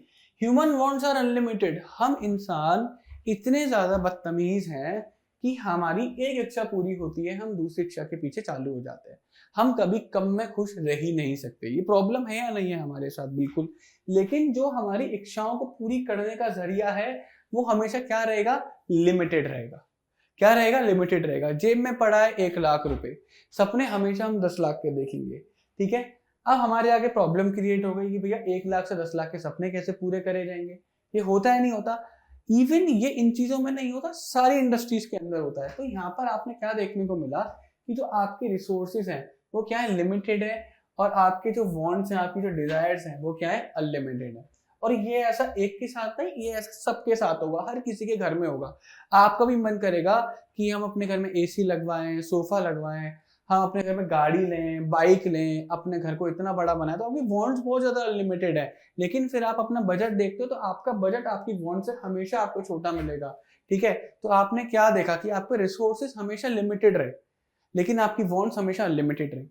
अब ह्यूमन के साथ सबसे बड़ी प्रॉब्लम पता है क्या रहती है, ह्यूमन के साथ सबसे बड़ी प्रॉब्लम ये रहती है कि उसकी वांट्स हमेशा अनलिमिटेड रहेंगी, वो कभी खुशी नहीं होगा, ठीक है। उसकी एक वांट फुलफिल होगी, वो अगली वांट कर देगा। जैसे आपने बचपन में देखा भी होगा, मैं पापा से पापा पापा प्लीज बस इस बार ना मेरे को साइकिल दिलवा दो, कसम से अगली बार आपसे कुछ नहीं मांगूंगा, कुछ भी नहीं, लास्ट से मेरी लास्ट आप बस बात मान लो, है ना। साइकिल आ गई साल भर बाद, पापा पापा प्लीज पापा बस मोबाइल दिलवा दो, कसम से कुछ भी नहीं मांगूंगा, ठीक है। फिर 1 साल लोगे, फिर उससे अगले साल पापा कसम से पापा एक्टिवा दिलवा दो, कुछ नहीं मांगो। साइकिल से ना पैर दुख जाता है ना, ट्यूशन बहुत दूर हो गया है, इतनी इतनी जगह भागना पड़ता है, बड़ी दिक्कत होती है, पापा एक्टिवा दिलवा दो। पापा ने एक्टिवा दिलवा दिया, फिर पापा आईफोन का नया मॉडल आया, जरा आईफोन दिलवा दो एक, है ना। बहुत ज्यादा वो हो जाएगा। तो आप क्या देखते हो, आप ऐसी जो घर वाले से रिक्वेस्ट करते हो, ये आपका क्या बताता है, ये आपका बेसिक ह्यूमन नेचर बताता है कि आपकी जैसी एक बॉन्ड डिजायर होती है, आप दूसरी बॉन्ड क्रिएट कर देते हो। Human bonds can never be satisfied. That's why human bonds क्या करा हमने, अनलिमिटेड की श्रेणी में रखा। लेकिन उनको पूरा करने के लिए जो रिसोर्सेज है वो हमेशा क्या रहेंगे, लिमिटेड रहेंगे। जैसे मैं अभी थोड़े दिन पहले देख रहा था, मेरे पास रिसोर्सेज थे, मेरे पास एक बजट था घूम कर जाने का, वो बजट था मेरे पास 20,000 रुपए का, ठीक है। और मेरे पास कुल मिला के मात्र 5 डेज थे, 5 डेज थे घूमकर आने के लिए, 20,000 रुपए का बजट था। लेकिन मेरी डिजायर सुनो, मुझे गोवा भी जाना है, मुझे पहाड़ों पर भी जाना है, फॉर एग्जांपल मनाली के आसपास मुझे कहीं जाना है, मेरा मन है मैं राजस्थान भी देख कर आऊँ एक और बार, मेरा मन है उदयपुर तो देखा है, जैसलमेर साइड वगैरह, और ये आपका जो जगह का भी नाम भूल रहा हूँ, ठीक है, वो देख कर आऊँ, जोधपुर, ठीक है। उसके बाद मेरा मन था मैं साउथ ईस्ट भी जाऊँ, दार्जिलिंग वगैरह देखने, मेरा बड़ा मन था, ठीक है, मेरा बड़ा मन था इनको देखने का। तो मेरा बड़ा मन था इनको देखकर आने का। तो मेरा अभी क्या निकल कर आया कि हर जगह पर जाने में कम से कम 5 दिन तो मेरे को चाहिए। अगर किसी जगह जाना है उसको लोकली मेरे को एक्सप्लोर करना है तो कम से कम 5 दिन तो मेरे को हर जगह पर चाहिए, भी दार्जिलिंग में तो ज्यादा चाहिए। और किसी एक जगह भी जाऊंगा तो कम से कम 20,000 रुपये खर्चा मेरा बैठ रहा था।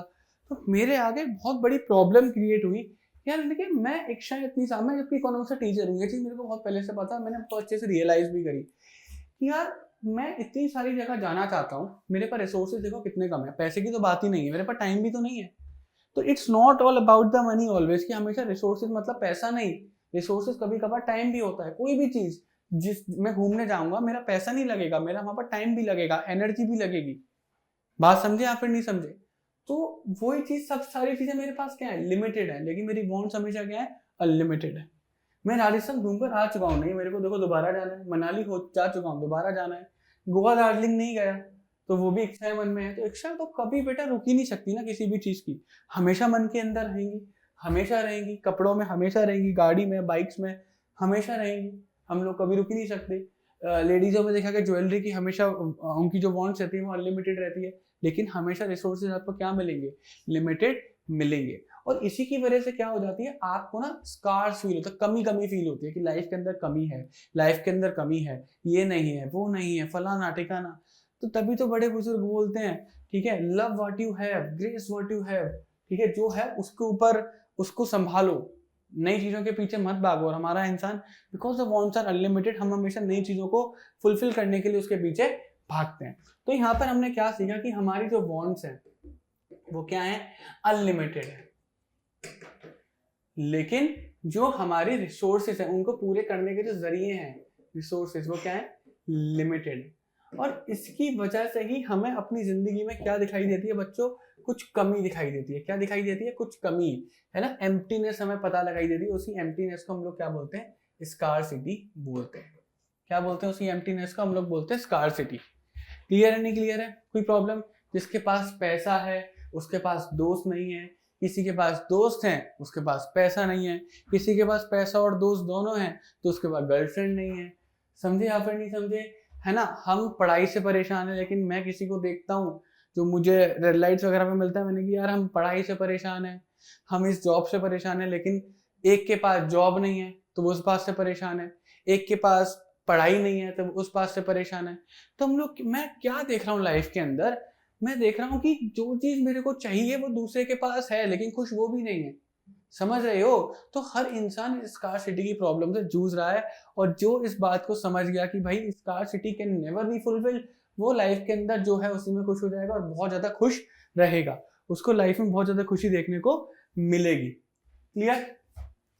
तो स्कार्सिटी इकोनॉमिक्स में क्या मतलब होता है स्कार्सिटी का? स्कार्सिटी ऐसी कंडीशन, ऐसी सिचुएशन जहां पर जो आपके रिसोर्सेज हैं जो आपकी वांट्स को फुलफिल करते हैं, वो जरिया जो है वो क्या है, लिमिटेड है, लेकिन जो आपकी वांट्स हैं वो क्या है, अनलिमिटेड है। और इन्हीं दोनों के डिफरेंस को हम लोग क्या बोलते हैं, स्कार्सिटी बोलते हैं। जैसे अगर मैं इस वाले एग्जांपल में बोलूं, इस वाले एग्जांपल में मुझे 4 जगह जाना था, तो 80,000 रुपए टोटल रिसोर्सेज चाहिए एट द प्रेजेंट टाइम, और 20 दिन चाहिए, लेकिन है कितने पास, मेरे पास 5 दिन और 20,000 रुपए। तो 60,000 और 15 दिन की स्कार्सिटी हुई या फिर नहीं हुई, मेरे पास हुई या फिर नहीं हुई? 60,000, यानी कि 3 ट्रिप पर 60,000 और उन्हीं 3 ट्रिप के 15 दिन, उनकी स्कार्सिटी हुई नहीं हुई? 80,000 रुपए और 15 दिन चाहिए, 20 दिन चाहिए, लेकिन 5 दिन और 20,000 रुपए ही है, तो 60,000 और 15 दिन की स्कार्सिटी मेरे साथ हुई या फिर नहीं हुई? बिल्कुल हुई, बिल्कुल यहाँ पर देखने को मिली। तो वही स्कार्सिटी है और इसी से प्रॉब्लम क्रिएट होती है। अच्छा, मेरे को एक बात बताओ, अब यहाँ पर आओ, क्या अगर मेरे पास रिसोर्सेस कम है, अगर मेरे पास रिसोर्सेस कम है, मेरे पास 20,000 रुपए और 5 दिन है, और मुझे इन सारी जगह घूमने जाना है, मेरा मन है, तो क्या मैं नहीं जाऊंगा? छोटा सा क्वेश्चन लेकर देखो, क्या मैं नहीं जाऊँ? नहीं यार, जाना है तो सारी जगह जाना है, नहीं तो नहीं जाना है, तो मैं जाऊंगा ही नहीं। ऐसा थोड़ा ना हम लोग बोलते हैं, ये तो बेवकूफी होती है। मैं क्या करूंगा, मैं चारों जगह पर तो नहीं जा सकता, लेकिन मैं एक जगह डिसाइड करता हूँ जिस जगह पर मैं जाऊंगा या मुझे जाना चाहिए। तो मेरे आगे क्या प्रॉब्लम आई, एक प्रॉब्लम क्रिएट हुई, मेरे आगे एक प्रॉब्लम क्रिएट हुई कि मुझे 4 में से एक जगह जाना है। क्या प्रॉब्लम क्रिएट हुई? सोचो क्या प्रॉब्लम क्रिएट हुई? यहाँ क्रिएट हुई प्रॉब्लम ऑफ चॉइस। क्या क्रिएट हुई यहाँ पे? क्रिएट हुई problem of choice, problem of choice. समझे? यहाँ पर जो क्रिएट हुई मेरे आगे, वो क्रिएट हुई प्रॉब्लम ऑफ चॉइस। कहाँ जाऊं, क्या चूज करूं, किस जगह जाना मैं चूज करूं? स्कार्सिटी ने एक नई प्रॉब्लम को क्रिएट करा। पहली बात तो एक इनहेरेंट प्रॉब्लम है हमारे साथ स्कार्सिटी, उस स्कार्सिटी की वजह से एक नई प्रॉब्लम क्रिएट हुई जिसे हम लोग बोलते हैं प्रॉब्लम ऑफ चॉइस। क्योंकि हमारी वांट्स अनलिमिटेड है, we have the options to do all the things, ये भी कर लो, ये भी कर लो, ये भी कर लो, ये भी कर लो, ये भी कर लो, लेकिन रिसोर्सेज हमारे पास लिमिटेड है कि उनमें से कुछ गिनी चुनी चीजें ही हम लोग कर पाएंगे। तो उसकी वजह से हमारे आगे क्या क्रिएट हुआ? Problem of choice. ये आप देखते हो, आपका मन है आईफोन लेने का, आपका मन है बाइक लेने का, आपका मन है ट्रिप पे जाने का, हर जगह आपका मन है, लेकिन आपके पास बजट खाली एक चीज का है। तो then you have to decide, you have to choose कि आपको क्या चीज इस टाइम पे करनी है। और वही आपकी प्रॉब्लम है, प्रॉब्लम ऑफ चॉइस। और हम लोग डेली ऐसे अपनी लाइफ के अंदर पता नहीं कितनी डिसीजंस लेते हैं या फिर नहीं लेते? बिल्कुल लेते हैं। ये नहीं, ये कर लेते हैं यार, अभी ना मैंने बहुत मुश्किल से अपनी पॉकेट मनी इकट्ठी करी 2,000 रुपए, अब मुझे समझ में नहीं आ रहा मैं 2,000 रुपए क्या लूं। अब बोलते नहीं बोलते दोस्त है यार, मन तो कर रहा है कि यार मैं बोट का एक हेडफोन मंगा लूं, या फिर मैं सोच रहा हूँ कि 3 महीने बाद स्कूल का टूर जाएगा, वहां पर 2,000 रुपए खर्च कर दूं, या फिर मैं सोच रहा हूँ म्यूचुअल फंड के अंदर इन्वेस्ट कर दूं। मैं क्या करूं इन 2,000 रुपयों का? आप करते हो नहीं करते? Because the resources are limited. आपका मन है आप इन्वेस्ट भी करो, आपका मन है टूर पे भी जाओ, आपका मन है आप एक हेडफोन भी खरीदो, बट द थिंग इज कि आपके पास रिसोर्सेज लिमिटेड है, तीनों चीज तो कर ही नहीं सकते ना, एक चीज करनी पड़ेगी। देन यू डिसाइड कि आपको क्या करना है, और जो आपके आगे प्रॉब्लम ऑफ चॉइस आई और आपको डिसाइड करना ही पड़ेगा। तो प्रॉब्लम ऑफ चॉइस स्कार्सिटी क्या क्रिएट करता है? क्या क्रिएट हुआ स्कार्सिटी से? स्कार्सिटी से क्रिएट हुआ बच्चों प्रॉब्लम ऑफ चॉइस। इस जगह पर मैंने सोचा मनाली और गोवा में दोनों जगह, मनाली और राजस्थान में दोनों जगह जा सकता हूँ। दार्जिलिंग में ज्यादा टाइम लगेगा क्योंकि बहुत दूर है, इतनी मेरे पास एनर्जी भी नहीं है, तो वो बाद में कभी देखते हैं। तो अभी लेट्स डिसाइड कि गोवा चलते हैं। तो इस तरीके से मैंने डिसीजन अपना लिया। तो ऐसे सबके सब अपनी लाइफ के अंदर डिसीजन लेते हैं, डेली लाइफ में लेते हैं। मान के चलो 20 रुपए पड़े हैं, बाजार में कुछ खाने का मन है, यार आइसक्रीम खाऊं या जूस पीऊं, कोल्ड ड्रिंक पी लूं या सैंडविच खा लूं, पेटीज खा लेता हूँ। सोचते नहीं सोचते बहुत ज्यादा प्रॉब्लम क्रिएट होती है। गोलगप्पे खाने का मन है, गोलगप्पे खा लेता हूँ। खाने का मन तो पूरा सब कुछ है, एक एक करके सब जगह खाते चले जाओ, लेकिन रिसोर्सेज नहीं है ना इतने।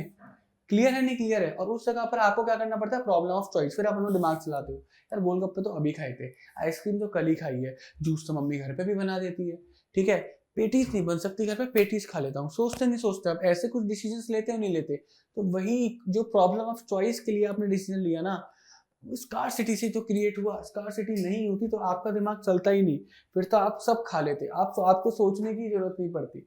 ठीक है, मैं गारंटी से बोल रहा हूँ, अगर आज के टाइम पर आप लोगों को आपके पापा 1 लाख रुपए भी दे देना, तब भी आपके आगे प्रॉब्लम ऑफ चॉइस रहेगी कि आप 1 लाख रुपए का मैं आईफोन खरीदूं, बाइक खरीदूं, स्कूटी खरीदूं, या किसी लंबे वेकेशन पे चले जाऊं, इन्वेस्टमेंट कर दूं। 1 करोड़ रुपए दे देंगे तब भी आपके आगे प्रॉब्लम रहेगी, यार प्लॉट लूं, शेयर्स में डाल दूं, इंडेक्स फंड में डाल दूं, फ्लैट लूं, क्या करूं क्या ना करूं। 100 करोड़ रुपए देंगे तब भी प्रॉब्लम होगी, यार इस कंपनी के अंदर इन्वेस्ट करूं, इस कंपनी के अंदर इन्वेस्ट करूं, या खुद का अपना बिजनेस स्टार्ट करूं, या खाली एफडी पे पैसे डाल के मस्त पूरी लाइफ मजे करूं। तो ये प्रॉब्लम ऑफ चॉइस हमेशा रहेगी। कितनी भी रिसोर्सेज आ जाए, आपकी वांट्स हमेशा आपकी रिसोर्सेज से क्या रहेंगी? ज्यादा रहेंगी, स्कार्सिटी रहेगी। और स्कार्सिटी की वजह से ही इकोनॉमिक प्रॉब्लम आती है। हर इकोनॉमी के अंदर एक प्रॉब्लम आती है, इस प्रॉब्लम को बोलते हैं प्रॉब्लम ऑफ चॉइस। कि अब इस प्रॉब्लम ऑफ चॉइस के अंदर क्या होता है? वही कि आपको अपनी अनलिमिटेड वांट्स को क्या करना है? सेटिस्फाई करना है। कैसे? अपनी लिमिटेड रिसोर्सेज से, अपने लिमिटेड रिसोर्सेज से। तो मेरे को एक बात बताओ, जब मैंने डिसाइड करा कि मैं गोवा जाऊंगा और मेरे पास एक वैलिड रीजन था गोवा जाने का कि मैं राजस्थान और मनाली दोनों घूम आया, तो ये वांट्स तो मेरी ऑटोमेटिकली डिलीट हो गई या फिर नहीं होगी कि अब मुझे राजस्थान और मनाली नहीं जाना क्योंकि मैं तो घूम आया हूँ, है ना। दार्जिलिंग का मेरे को रीजन नहीं लगा क्योंकि एनर्जी, टाइम और पैसा तीनों ज्यादा लगता। क्लियर? तो Goa is the best place to go right now. ठीक है, इस टाइम पर जाना गोवा बेस्ट है। तो ये चीज मैंने डिसाइड करी ना, करी या फिर नहीं करी? बिल्कुल। तो जैसे ही मैंने ये चीजें डिसाइड करी, तो मेरी बाकी वांट्स भी क्या हो गई? अपने आप ही सेटिस्फाई हो गई। तो ये है कि अपनी अनलिमिटेड वांट्स को भी सेटिस्फाई कर सकते हो थ्रू द लिमिटेड रिसोर्सेज। ठीक है, उसी को बोलते हैं क्या? Problem of choice. की कैसे करें, क्या करें, कैसे करें। और लिमिटेड रिसोर्सेज के भी बच्चों क्या है? ऑल्टरनेटिव यूजेस हैं। लिमिटेड रिसोर्सेज के भी क्या है? ऑल्टरनेटिव यूजेस हैं। जैसे हम लोग इस साइड इस जगह पर देखें तो ये जो 20,000 रुपए मेरे पास थे, पहली बात तो ये बहुत कम है। ठीक है, इसमें मैं इतनी सारी जगह नहीं जा सकता। ऊपर से क्या इन 20,000 रुपए से मैं घूम कर ही आऊंगा? ये भी तो सोचो। नहीं, 20,000 रुपए तो इन्वेस्टमेंट के भी काम आ सकते हैं। 20,000 रुपए से मैं कोई क्या बोलते हैं, कोई अपनी मनपसंद फिजिकल चीज ले सकता हूँ, गोल्ड ले सकता हूँ, या कोई भी और भी तो काम कर सकता हूँ 20,000 रुपए से। तो आप देखोगे कि खाली जो हमारे पास रिसोर्सेज हैं वो कम तो हैं। पहली कमी क्या है? पहली प्रॉब्लम क्या है? वो कम है, लिमिटेड है। दूसरी प्रॉब्लम क्या है कि वो लिमिटेड के साथ साथ वो बहुत सारी चीजों में भी काम आ सकती हैं। तो प्रॉब्लम ऑफ चॉइस हर जगह पर है। क्या है? प्रॉब्लम ऑफ चॉइस हर जगह पर है। अब थोड़ा सा हम लोग बड़े स्केल पर जाकर इस चीज को सोचते हैं, क्या सर हमारी पूरी इंडिया या वर्ल्ड इसी चीज से परेशान है? एग्जैक्टली इसी चीज से परेशान है। हम सबको पता है कि जो हमारे पास रिसोर्सेस हैं, चाहे वो ऑयल है, वाटर है, ऑयल मतलब क्रूड ऑयल, पेट्रोल डीजल वगैरह, और क्रूड ऑयल है, वाटर है, मिट्टी है, एग्रीकल्चर है, कहते हैं अब मिट्टी खराब हो रही है तो वो भी एक तरीके से क्या है? लिमिटेड है। ठीक है, पावर है, तो सारी चीजें क्या है? लिमिटेड है या फिर नहीं है? गवर्नमेंट के आगे भी ये प्रॉब्लम रहती है क्योंकि हमारे पास क्रूड ऑयल लिमिटेड है, उसकी डिमांड दिन पे दिन बढ़ती चली जा रही है, सप्लाई दिन पे दिन कम होती चली जा रही है, जाहिर सी बात है प्राइसेस इंक्रीज करेंगे। गवर्नमेंट के आगे भी प्रॉब्लम है कि हमारे पास इतना क्रूड ऑयल है ही नहीं, तो जितना हमारे पास क्रूड ऑयल बचा हुआ है उस क्रूड ऑयल का हम लोग मैक्सिमम यूटिलाइजेशन कैसे करें, यानी कि सही यूज कैसे करें, 100% उसका फायदा हम लोग कैसे लें। क्या हमें उसे ट्रांसपोर्टेशन में यूज करना चाहिए, क्या हमें उसको इलेक्ट्रिसिटी बनाने में यूज करना चाहिए, क्या हमें उस ऑयल का जो यूज है क्या हमें फैक्ट्रीज वगैरह में करना चाहिए, हमें कहाँ पर करना चाहिए, है ना।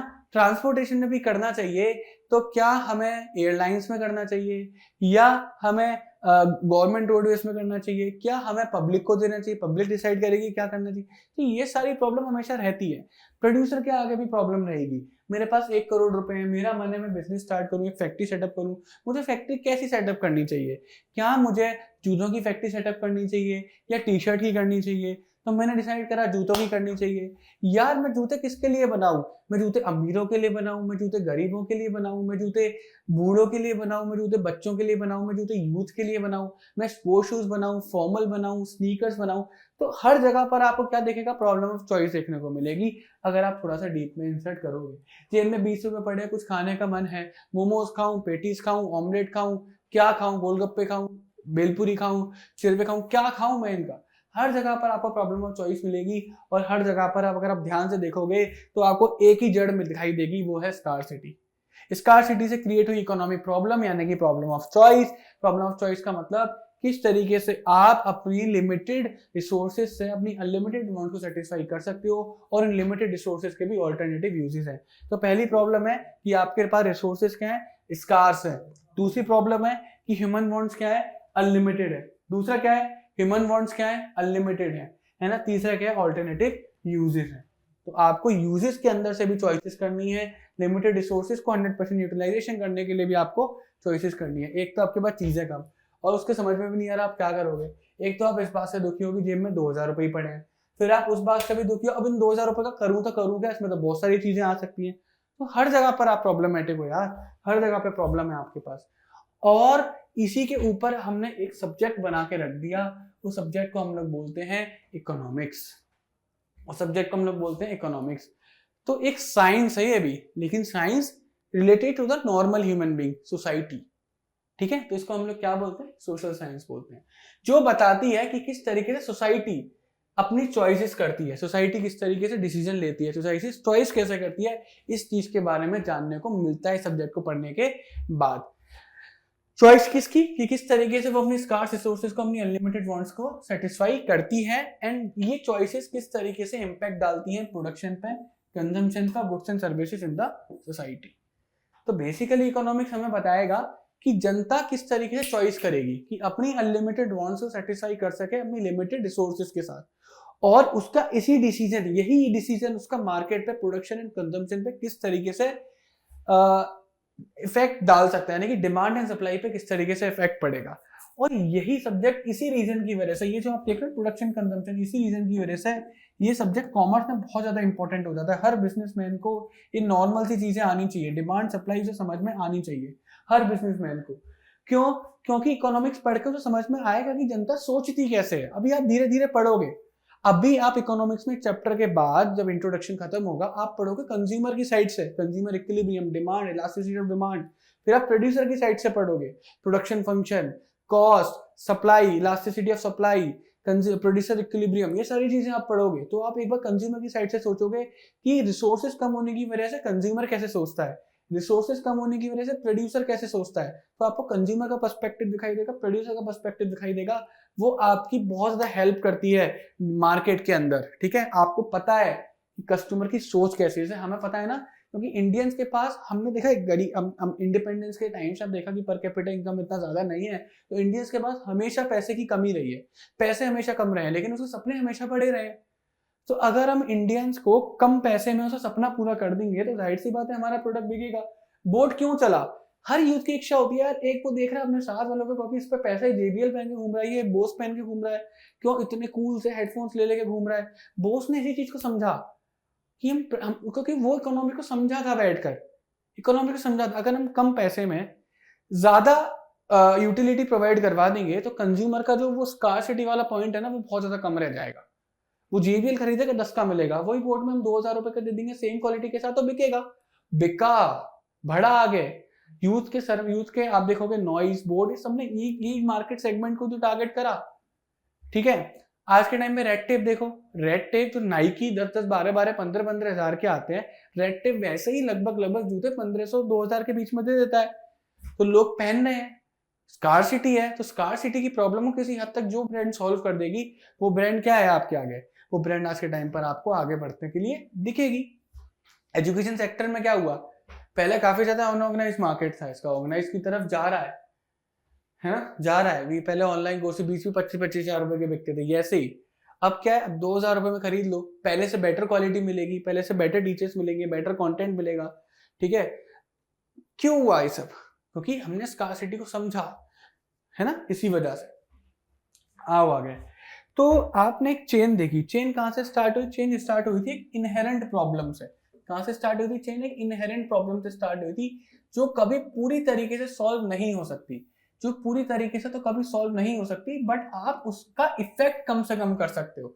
तो अगर आपको जनता से आगे निकलना है, तो आप स्कार्सिटी की प्रॉब्लम को कम से कम कर दो। तो एक प्रॉब्लम आई थी स्कार्सिटी, जो सबके आगे है, हर किसी के आगे है ना। स्कार्सिटी तो अंबानी जी के भी आगे रहेगी, वो भी तो परेशान है ना अडानी जी से, वो भी तो सोच रहे हैं ना, कि उन्हें पता है कि यार इंडिया के अंदर 20 पोर्ट हैं, 20 पोर्ट में से ज्यादातर तो यही इंसान लेके बैठा है, उनको भी स्कार्सिटी दिखाई दे रही है, दिखाई तो उनको भी स्कार्सिटी दे रही है ना। तो स्कार्सिटी तो हर किसी के लिए परेशान वो भी है, बट हमारा मसला 10-20 हजार को लेके रहता है, उनका मसला 10-20 हजार करोड़ को लेके रहता है। मसला तो सबके आगे ही है, मसला किसके आगे नहीं है, ठीक है। स्कार्सिटी से हमारी जो क्रिएट हुई वो ही हमारी इकोनॉमिक प्रॉब्लम। क्या क्रिएट हुई, economic problem.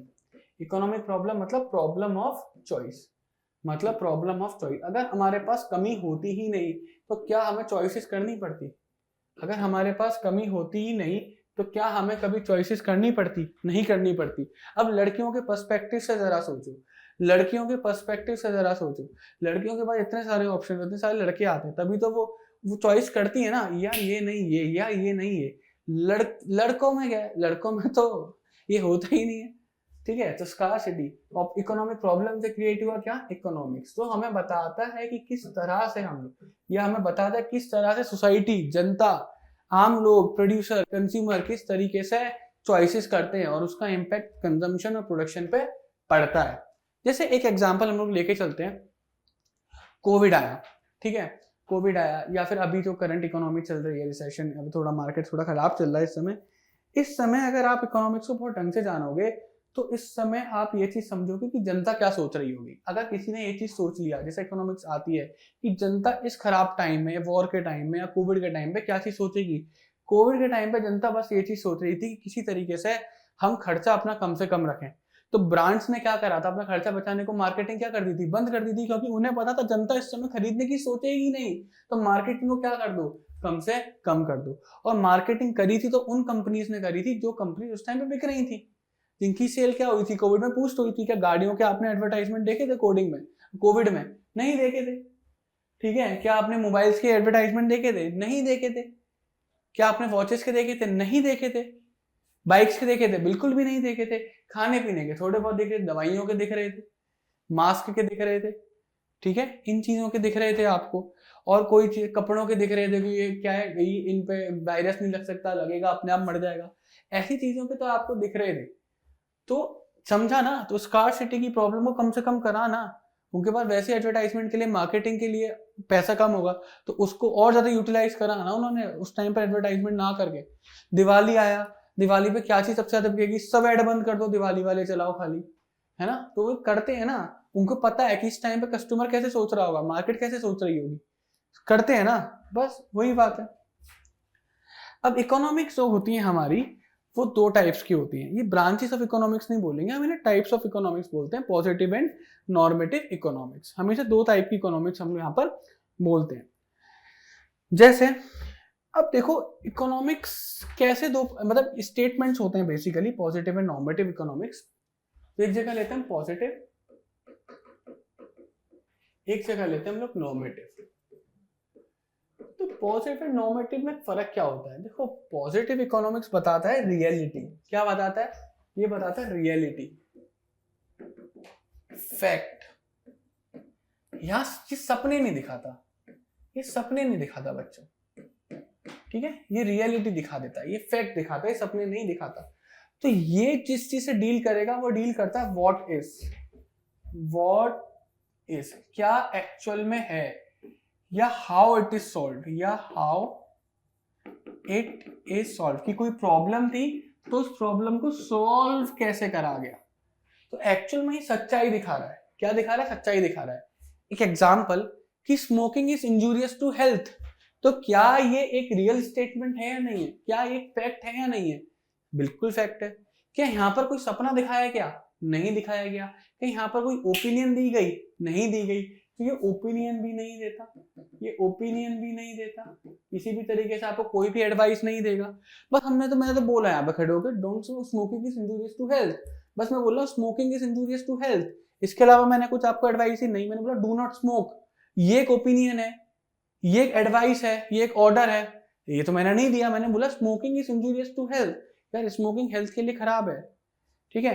The prices of the petrol is constantly rising, ये भी मैंने एक रियलिटी बोली कि यार पेट्रोल के प्राइसेस बढ़ रहे हैं, कॉन्स्टेंटली राइजिंग, ठीक है।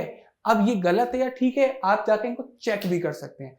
The beauty of this reality and the fact is कि आप इसको क्या कर सकते हैं, इट कैन बी वेरीफाइड, आप इनको क्या कर सकते हैं, वेरीफाइड भी कर सकते हो। मैंने यहाँ पे खड़े होकर बोला कि smoking is injurious to health, तो आप इस स्टेटमेंट को जाके वेरीफाई कर सकते हो कि क्या एक्चुअल में स्मोकिंग हेल्थ मतलब हेल्थ के लिए क्या बोलते हैं हार्मफुल है, क्या सच में इससे जान जाती है, ठीक है। अभी मैंने बोला कि पेट्रोल के प्राइसेस कॉन्स्टेंटली बढ़ रहे हैं, क्या एक्चुअल में सच्चाई है इसमें, तो आप जाकर चेक भी कर सकते हो। तो मैंने आपको रियलिटी बताई, एक फैक्ट बताया, उस फैक्ट को आप जाके क्या कर सकते हो, वेरीफाई भी कर सकते हो। बात ही समझ पाए। लेकिन वहीं पे नॉर्मेटिव थोड़ा सा अलग होता है, नॉर्मेटिव फैक्ट और रियलिटी की बात नहीं करता, ये देता ओपिनियन। क्या देता है ये, ओपिनियन, कि किसको किस तरह से करना चाहिए, एडवाइस देगा, वैल्यू जजमेंट देगा, जजमेंट करेगा ये ठीक है गलत है, ठीक है। तो ये ओपिनियन देगा, एडवाइस देगा कि कोई काम किस तरीके से होना चाहिए, how it should be done, how it is ought to be done, ये एडवाइसेस देगा किस तरह से होना चाहिए, ठीक है। ये वैल्यू जजमेंट देगा, सही या गलत में, राइट और रॉन्ग में, सही है गलत है, ये उसमें देगा, ठीक है। लेकिन ये कोई वैल्यू जजमेंट नहीं देता, ये कोई वैल्यू जजमेंट नहीं देगा, इसे मतलब ही नहीं है कि क्या गलत है क्या ठीक है, ये तो बस सच्चाई बताएगा। क्या बताएगा, सच्चाई बताएगा। ये बोलेगा पता है क्या बोलेगा, ये बोलेगा कि the inflation is constantly rising, inflation लगातार बढ़ रहा है। अब इसने ये चीज नहीं बोली कि ये गलत है या ठीक है, ये ठीक हो रहा है गलत हो रहा है, ये पता है क्या बोलेगा, इन्फ्लेशन शुड बी कंट्रोल्ड। तो उसने क्या दिया, ओपिनियन दिया, एडवाइस दिया, क्या दिया, एडवाइस दिया, इन्फ्लेशन को कंट्रोल करो, एडवाइस दी, ओपिनियन दी, ठीक है। It is bad for our country, इसने क्या दिया, एक वैल्यू जजमेंट दिया कि ये तो गलत है, इन्फ्लेशन बढ़ना क्या है, गलत है। तो यहाँ पर कोई ठीक सही गलत ओपिनियन एडवाइस कुछ भी नहीं, बस इसने बता दिया यार ये है, ये प्रॉब्लम है, दिस इज अ प्रॉब्लम, ये है व्हाट इट इज, ठीक है। ये बोलेगा, एडवाइस देगा, ऐसा करो, इसे ठीक करने को ऐसा करो, ऐसा होना चाहिए, ये गलत है, ये बहुत ठीक है। तो ये क्या रहता है, ओपिनियन रहता है, नॉर्मेटिव, पॉजिटिव नहीं, क्लियर है। तो इकोनॉमिक्स का जो एक्चुअल में काम होता है ना, वो पॉजिटिव साइड पर रहकर है। इकोनॉमिक्स का काम सही गलत को बताना नहीं है, इकोनॉमिक्स का काम ओपिनियन एडवाइस देना नहीं है, इकोनॉमिक्स का काम है प्रॉब्लम्स को जस्टिफाई करना। क्या करना, प्रॉब्लम्स को जस्टिफाई करना, प्रॉब्लम को दिखाना कि ये चीज चल रही है, ठीक है। जैसे अभी जब बजट आया था तो उसमें देखा गया कि 36% इंडिया डेफिसिट में रहता है, तो इंडिया को अपना एक्सपेंस का 36% के लिए क्या करना पड़ेगा, लोन लेना पड़ेगा, और इंडिया को अपनी इनकम का 27% क्या उस पर देना पड़ता है, उसका इंटरेस्ट भी चला जाता है लोन पर। तो एक बहुत ही भारी मात्रा में इंडिया को लोन लेना पड़ रहा है, और बहुत ही भारी मात्रा में इंडिया इंटरेस्ट पे कर रहा है, ठीक है। पहला स्टेटमेंट में मैंने बस आपको फैक्ट बताया कि इतना परसेंट इंडिया लोन लेगा और इतना परसेंट इंडिया उस पर इंटरेस्ट पे करेगा। दूसरे मैंने बोला भारी मात्रा में, तो यहाँ पर मैं एक आपको ओपिनियन दे रहा हूँ यार ये बहुत ज्यादा है, ठीक है। तो पहला स्टेटमेंट था मेरा पॉजिटिव स्टेटमेंट, दूसरा स्टेटमेंट था मेरा नॉर्मेटिव स्टेटमेंट, ठीक है। आ जाओ, तो पॉजिटिव स्टेटमेंट हमेशा जो डील करेगा वो कैसे डील करेगा, व्हाट आर, क्या एक्चुअल में है, या फिर कोई प्रॉब्लम थी तो उसको एक्चुअल में सॉल्व कैसे करा, रियलिटी फैक्ट के बारे में बात कर रहा है। आप रियलिटी या किसी फैक्ट को जाकर चेक भी कर सकते हो। क्या कर सकते हो चेक? मैं बोलूं यार तुझे पता है 4 गली दूर आग लग गई, तो मैंने आपको एक फैक्ट बताया, एक इन्फॉर्मेशन दी, कोई सही गलत नहीं बननी, गलत हुआ ठीक हुआ है ना, उसको इस तरीके से बुझाना चाहिए ऐसा तो नहीं बोला ना मैंने बोला 4 गली दूर आग लग गई, आप जाओ, आप जाके चेक कर सकते हो, न्यूज़पेपर देख सकते हो, न्यूज़ पे देख सकते हो, चेक कर सकते हो ना। तो पॉजिटिव स्टेटमेंट्स हमेशा चेक हो सकते हैं। क्या मेरी ओपिनियन कि यार इसको ना ऐसे बुझा देना चाहिए, क्या उसे वेरीफाई कर सकते हो? नहीं। ओपिनियंस, एडवाइस, वैल्यू जजमेंट्स कभी भी वेरीफाई नहीं हो सकते, कभी भी नहीं वेरीफाइबल है, हो ही नहीं सकते। फैक्ट वेरीफाई हो सकता है, सही है गलत है आप जाके वेरीफाई कर सकते हो। और रॉबिन्स भी इसी चीज को बोलता है कि इकोनॉमिक्स का काम मोरल या एथिकल क्वेश्चंस करना नहीं है, सही गलत के बीच में भेद करना नहीं है उसका काम। इकोनॉमिक्स को तो बस चीजें जैसी हैं वैसा उसे एनालाइज करना चाहिए। अगर इन्फ्लेशन बढ़ रही है इकोनॉमिक्स बताएगा इन्फ्लेशन इंक्रीज है, कम हो रहा है इकोनॉमिक्स बताएगा रिसेशन में जा रहे हैं, इकोनॉमिक्स बताएगा बस। वो कोई जजमेंट नहीं देगा कि ठीक है गलत है, उसका काम ये नहीं है। वो तुम देखो इकोनॉमिक्स का काम है चीजें बताना, ठीक है, कोई वैल्यू जजमेंट पास नहीं करता, कोई सही या गलत में डिफरेंस नहीं देखता, इसे वेरीफाई कर सकते हो। जैसे price is in the Indian economy is constantly rising, तो ये बस एक इसने बात बोली, चेक कर लो क्या हो रहा है एक्चुअल में, नहीं हो रहा। सॉल्व करने की बात बोली, नहीं। सही गलत बोला, नहीं। There are inequalities of income in the economy, ये भी एक इंफॉर्मेशन दी, सही है गलत है, नहीं, कुछ नहीं बोला, पर जैसा है वैसा दिखा दिया। नॉर्मेटिव इसका अपोजिट होता है, नॉर्मेटिव बोलता है क्या होना चाहिए, what ought to be, what should be, क्या होना चाहिए, यार ये प्रॉब्लम है, इसको सॉल्व करने का तरीका क्या होना चाहिए, एडवाइसेस देगा, ओपिनियन देगा, सही गलत में डिफरेंस बताएगा, वैल्यू जजमेंट पास करेगा, and how the economic problem should be solve, किस तरीके से सॉल्व होना चाहिए, ये टेंशन में रहता है, ये वैल्यू जजमेंट देता है, ये सजेस्टिव इन नेचर है, ये सजेशन देगा, एडवाइसेस देगा।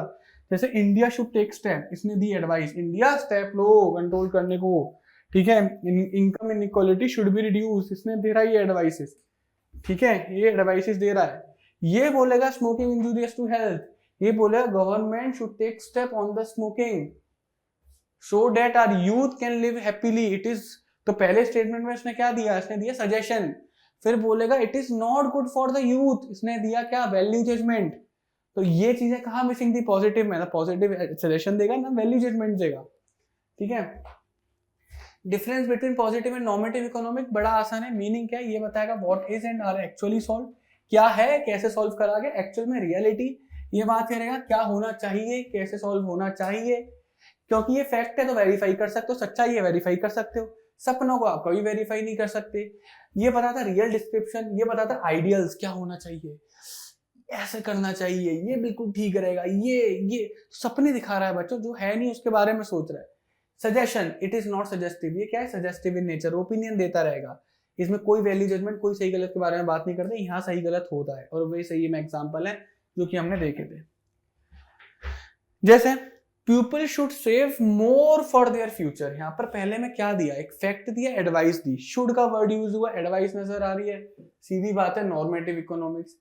In India pollution is increasing at an alarming rate, बस इंफॉर्मेशन दी, सही है गलत है, सजेशन ओपिनियन कुछ भी नहीं है, पॉजिटिव इकोनॉमिक्स। ऐसी करके है जैसे higher interest rates induce people to save more out of their income, तो हायर इंटरेस्ट रेट मतलब बैंक ज्यादा इंटरेस्ट दे रही है, जिसकी वजह से लोगों ने ज्यादा सेविंग करना स्टार्ट कर दिया, ये फैक्ट है। क्या सच्चाई है, क्या इंटरेस्ट रेट बढ़ने की वजह से एक्चुअल में डिपॉजिट बढ़े, आप चेक कर सकते हो जाकर, बिल्कुल definitely it is a positive statement. क्या है पॉजिटिव स्टेटमेंट, गवर्नमेंट शुड जहां पर आ गया, नॉर्मेटिव स्टेटमेंट ये करना चाहिए, high taxes on the cigarettes discourage smoking, ये फैक्ट बोला, ये एडवाइस नहीं दिया, एक फैक्ट बोला। अगर यहाँ पर ये होता government should higher the taxes so that smoking can be discourage, तो यहाँ पर ये चीज बोली जाती है कि नॉर्मेटिव है, यहाँ पर सच्चाई बोली कि टैक्स रेट करने की वजह से स्मोकिंग कम हो गई, ये तो सच्चाई है ना, चेक कर सकते हो आप जाकर, आपने देखो जब से टैक्स बढ़ाया क्या स्मोकिंग की सेल कम हुई, चेक कर सकते हो, तो it is a positive statement, ठीक है। ये देखो यहाँ पर बच्चे बहुत कंफ्यूज हुए थे इसके अंदर पेड बैचेस में कि India jump 23 points in the World Bank ease of doing business to 77th place highest in the 2 years, तो इंडिया जंप करा, और ये बात किसने बोली, इकोनॉमिक टाइम्स ने बोली। यार साफ साफ मुझे दिख रहा है क्या ये पॉजिटिव इकोनॉमिक्स है, एक इंफॉर्मेशन दी गई, कोई सजेशन नहीं दिया या कुछ भी नहीं दिया गया। 10th वाला स्टेटमेंट देखो, government should further liberalise the business rule, the economic times बोलता है गवर्नमेंट को अपने बिजनेस रूल को लिबरलाइज करना चाहिए, बिजनेस के जो रूल्स एंड रेगुलेशन को लिबरलाइज करना चाहिए, इकोनॉमिक टाइम्स ने बोला। It is a positive statement. अब बच्चे बोलेंगे सर ये तो यहाँ पे एडवाइस दी जा रही है, ओपिनियन दी जा रही है। बच्चों यहाँ पर जो स्टेटमेंट दिया है ना वो इकोनॉमिक टाइम्स ने दिया है। तो इकोनॉमिक टाइम्स एक रियलिटी बता रहा है कि किसी XYZ पर्सन ने ऐसा बोला। तो इकोनॉमिक टाइम्स आपको इंफॉर्मेशन प्रोवाइड कर रहा है, एक रियलिटी सच्चाई प्रोवाइड कर रहा है कि ये XYZ पर्सन ने ये लाइन दी। यहाँ पर इकोनॉमिक टाइम्स ये चीज बोल रहा है। इकोनॉमिक टाइम्स यहाँ पर कोई जजमेंट पास नहीं कर रहा, जजमेंट तो किसी और ने पास करा। उस जजमेंट के ऊपर इकोनॉमिक टाइम्स आपको बता रहा है कि ये जजमेंट दिया है, कि ये एडवाइस दिया, ये ओपिनियन दिया। तो इकोनॉमिक्स यहाँ पर, इकोनॉमिक टाइम यहाँ पर कोई ओपिनियन, कोई एडवाइस, कोई वैल्यू जजमेंट नहीं दे रहा, बस वो रियलिटी बता रहा है कि ये बोला गया, मैंने दिखा दिया, बात खत्म। तुम्हें लग रहा है रियलिटी नहीं है, मेरा न्यूज़पेपर खोल के चेक कर लो, वहां पर भी लिखा हुआ है। ठीक है, आ जाओ। नेक्स्ट आते हैं हम micro economics and macro economics में। देखो ये बड़ा इंपॉर्टेंट है और ये बड़ा इजी भी है। माइक्रो एंड मैक्रो इंपॉर्टेंट भी है, माइक्रो और मैक्रो इजी भी है। आ जाओ। माइक्रो देखो, मान के चलो हमारी इकोनॉमिक्स या हमारी इकोनॉमी में बहुत सारे इंडिविजुअल्स हैं, और जब इंडिविजुअल्स आपस में मिलते हैं तो जाकर एक पूरी इकोनॉमी बनाते हैं। तो जहां पर हम लोग एक सिंगल इंडिविजुअल के बारे में बात करें तो वो जो डिस्कशन होगा वो माइक्रो इकोनॉमिक्स के अंदर होगा। जैसे single consumer, single producer, individual consumer, individual producer, individual company, individual कोई पर्सन हो सकता है, इंडिविजुअल इंस्टीट्यूशन। ठीक है, कोई एक जने के बारे में बात चलेगी तो किसमें चलेगी, माइक्रो इकोनॉमिक्स में चलेगी। लेकिन पूरी इकट्ठी जिसमें बात चलेगी वो चलेगी हमारी मैक्रो इकोनॉमिक्स में। इसका एग्जाम्पल हम लोग लेते हैं, सपोज करो मैं आपको दो स्टेटमेंट दे रहा हूं। पहला दे रहा हूं कि in COVID 19 car industry faced a significant low in sales,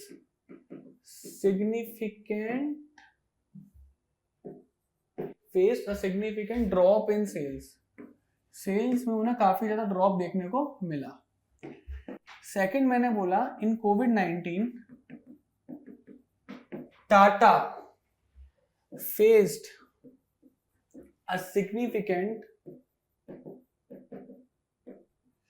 drop in sales. अब दोनों स्टेटमेंट में ऑलमोस्ट सारे स्टेटमेंट सेम है। यहाँ पर जो मैंने वर्ड यूज करा वो कार इंडस्ट्री यूज करा, यहाँ पर जो वर्ड यूज करा टाटा यूज करा, और इसी कार इंडस्ट्री की वजह से ये बन गया मेरा मैक्रो का स्टेटमेंट और ये बना मेरा माइक्रो का स्टेटमेंट। क्यों? क्योंकि जो कार इंडस्ट्री है वो बहुत सारी कार मैन्युफैक्चरर से मिलके बनी है। Fiat, Ford, Skoda, Volkswagen, Tata, Mahindra, Maruti Suzuki, Honda, Hyundai, Toyota, किया, MG hectares, build your dreams, BYD जो भी चाइनीज आई है, अभी टेस्ला भी आ रही है। टेस्ला, हम टेस्ला बोलते हैं सर, टेस्ला का फैसला जो भी है, बड़े मीम बन रहे हैं इसके ऊपर भी। तो ये आपने क्या देखा, इतनी सारी जब कार कंपनीज मिली इंडिया के अंदर तो उनका ग्रुप बना, तो क्या बनकर आया, कार इंडस्ट्री बनकर आया। तो यानी कि इंडिविजुअल का जब आप एग्रीगेट कर देते हो, क्या कर देते हो, एग्रीगेशन कर देते हो, इंडिविजुअल्स को एग्रीगेट कर देते हो, वर्ड यूज हो एग्रीगेट कर देते हो, तो वहीं पर माइक्रो में मैक्रो में कन्वर्ट हो गया। तो ये जो कार इंडस्ट्री है क्या है, मैक्रो है, तो because it is a collection of all the individual, aggregates of all the individuals. लेकिन वहीं पर जहां पर मैंने सिर्फ और सिर्फ टाटा की बात करी थी, ये मेरा बना माइक्रो। आई होप आपको समझ में आ गया होगा। जहां पे बात इंडिविजुअल लेवल की, सिंगल इंसान की, single institution, single school, single company, single business, single branch, single company, जब इनकी बातें होती है तो माइक्रो। जहां पर सबकी मिलाकर बात हो तो क्या बन जाता है, मैक्रो बन जाता है। I think it is one of the best example. आओ देखो, micro economics is that part of the economic theory which studies the behavior of the individual unit। ये बात करेगा इंडिविजुअल कोई पर्सन हो सकता है, individual consumer, individual producer, individual company, individual school, individual institution, individual coaching, किसी की भी बारे में बात करेगा। लेकिन ये बात करेगा behaviour of the aggregates of the economy as a whole. लेकिन अगर वही इंडिविजुअल्स को हम लोग एग्रीगेट कर देंगे, जैसे हमने बोला एडटेक इंडस्ट्री, तो एडटेक इंडस्ट्री में कोई एक कंपनी थोड़ा है, बहुत सारी कंपनी है। तो जब पूरी एडटेक इंडस्ट्री की बात करेंगे, मैक्रो इकोनॉमिक्स की बात करेंगे, क्योंकि सारी एडटेक सारी कंपनी उसके अंदर इन्वॉल्व हो गई। लेकिन कभी एक कंपनी की साइंसेस वन की बात करेंगे तो वो माइक्रो इकोनॉमिक्स के अंदर आएगा, क्योंकि इंडिविजुअल है। यहाँ पर बात करेंगे डिमांड एंड सप्लाई की, क्योंकि इंडिविजुअल बेसिकली किसके ऊपर रहता है, इंडिविजुअल की डिमांड क्या है, इंडिविजुअल सप्लाई कितना कर सकता है। लेकिन यहाँ बात चलेगी एग्रीगेट डिमांड और एग्रीगेट सप्लाई की। जब इंडिविजुअल के लिए डिमांड, तो सारी इंडिविजुअल को जब कलेक्ट कर देंगे तो मैक्रो में बन गया, तो मैक्रो में क्या एग्रीगेट कर देंगे, तो डिमांड को इकट्ठा करो एग्रीगेट डिमांड, सप्लाई को इकट्ठा करो एग्रीगेट सप्लाई। तो ये सब क्लास 12 मैक्रो इकोनॉमिक्स में पढ़ेंगे। इसका ऑब्जेक्टिव क्या होता है माइक्रो इकोनॉमिक्स पढ़ने का? देखो माइक्रो इकोनॉमिक्स पढ़ने का जो ऑब्जेक्टिव होगा प्राइस को लेकर होता है। आप तो पूरी माइक्रो इकोनॉमिक्स पढ़ोगे, लास्ट में पढ़ेंगे प्राइस डिटर्मिनेशन। प्राइस डिटर्मिनेशन हमारी क्या हेल्प करता है? प्राइस डिटर्मिनेशन हमारी हेल्प करता है समझने में कि एक कंज्यूमर की अलग अलग प्राइसेस पे क्या डिमांड रहेगी, एक प्रोड्यूसर अलग अलग प्राइसेस पे कितनी कितनी यूनिट्स बनाएगा, और जब वो दोनों आपस में एक जगह पर टकरा जाएंगे, एक जगह पे मिल जाएंगे, एक जगह पे सेटल हो जाएंगे, तो वही हमारा क्या रहेगा, प्राइस रहेगा। तो जो मेन मुद्दा होता है माइक्रो को समझने का, वो समझना होता है कि कितने रुपए का प्राइस, कोई भी प्रोडक्ट कितने रुपए का हम लोग मार्केट में जाके बेचें। ये सबसे ज्यादा प्राइस का के ऊपर ही इसका मोटिव होता है। तो बेचने में दो चीजें इन्वॉल्व होती हैं, बेचने वाला और खरीदने वाला।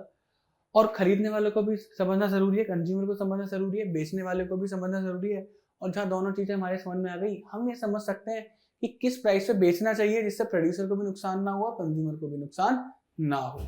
तो इसका मेन ऑब्जेक्टिव क्या होता है, प्राइस। इसका क्या होता है, income and employment level of the economy, क्योंकि यहाँ पे सारी पूरी इकोनॉमी की बात चल रही है, होल ऑफ अ कंट्री की बात चल रही है, पूरे वर्ल्ड की बात चल रही है। तो पूरे वर्ल्ड में इनकम के ऊपर बहुत तवज्जो जाता है, एम्प्लॉयमेंट के ऊपर बहुत तवज्जो जाता है। क्लियर? यहाँ खाली बात प्राइस की नहीं बची, ये तो इस सिंगल इंसान का मुद्दा है, यह पूरी इकोनॉमी का मुद्दा है कि इनकम पर कैपिटा इनकम कितनी है, एम्प्लॉयमेंट लेवल कितना है, कि कितने लोग यहाँ पर बैठ के काम कर रहे हैं। मैंने बताया था ना, मैंने पहली क्लैरिटी दी थी, इकोनॉमी के अंदर सबका काम करना बहुत ज्यादा इंपॉर्टेंट है। जितने लोग इकोनॉमी के अंदर काम करेंगे, जितने लोगों पे इकोनॉमी में काम होगा, उतनी इकोनॉमी धीरे धीरे करके आगे बढ़ेगी। ठीक है? डिग्री ऑफ एग्रीगेशन यहाँ पे क्या, लिमिटेड डिग्री। अच्छा, अगर मैं टाटा के साथ महिंद्रा भी जोड़ देता तब भी माइक्रो ही होता। ऐसा नहीं टाटा के साथ महिंद्रा जोड़ दो मैक्रो बन जाएगा, नहीं नहीं, तब भी माइक्रो में ही शेडी में लेकर आता।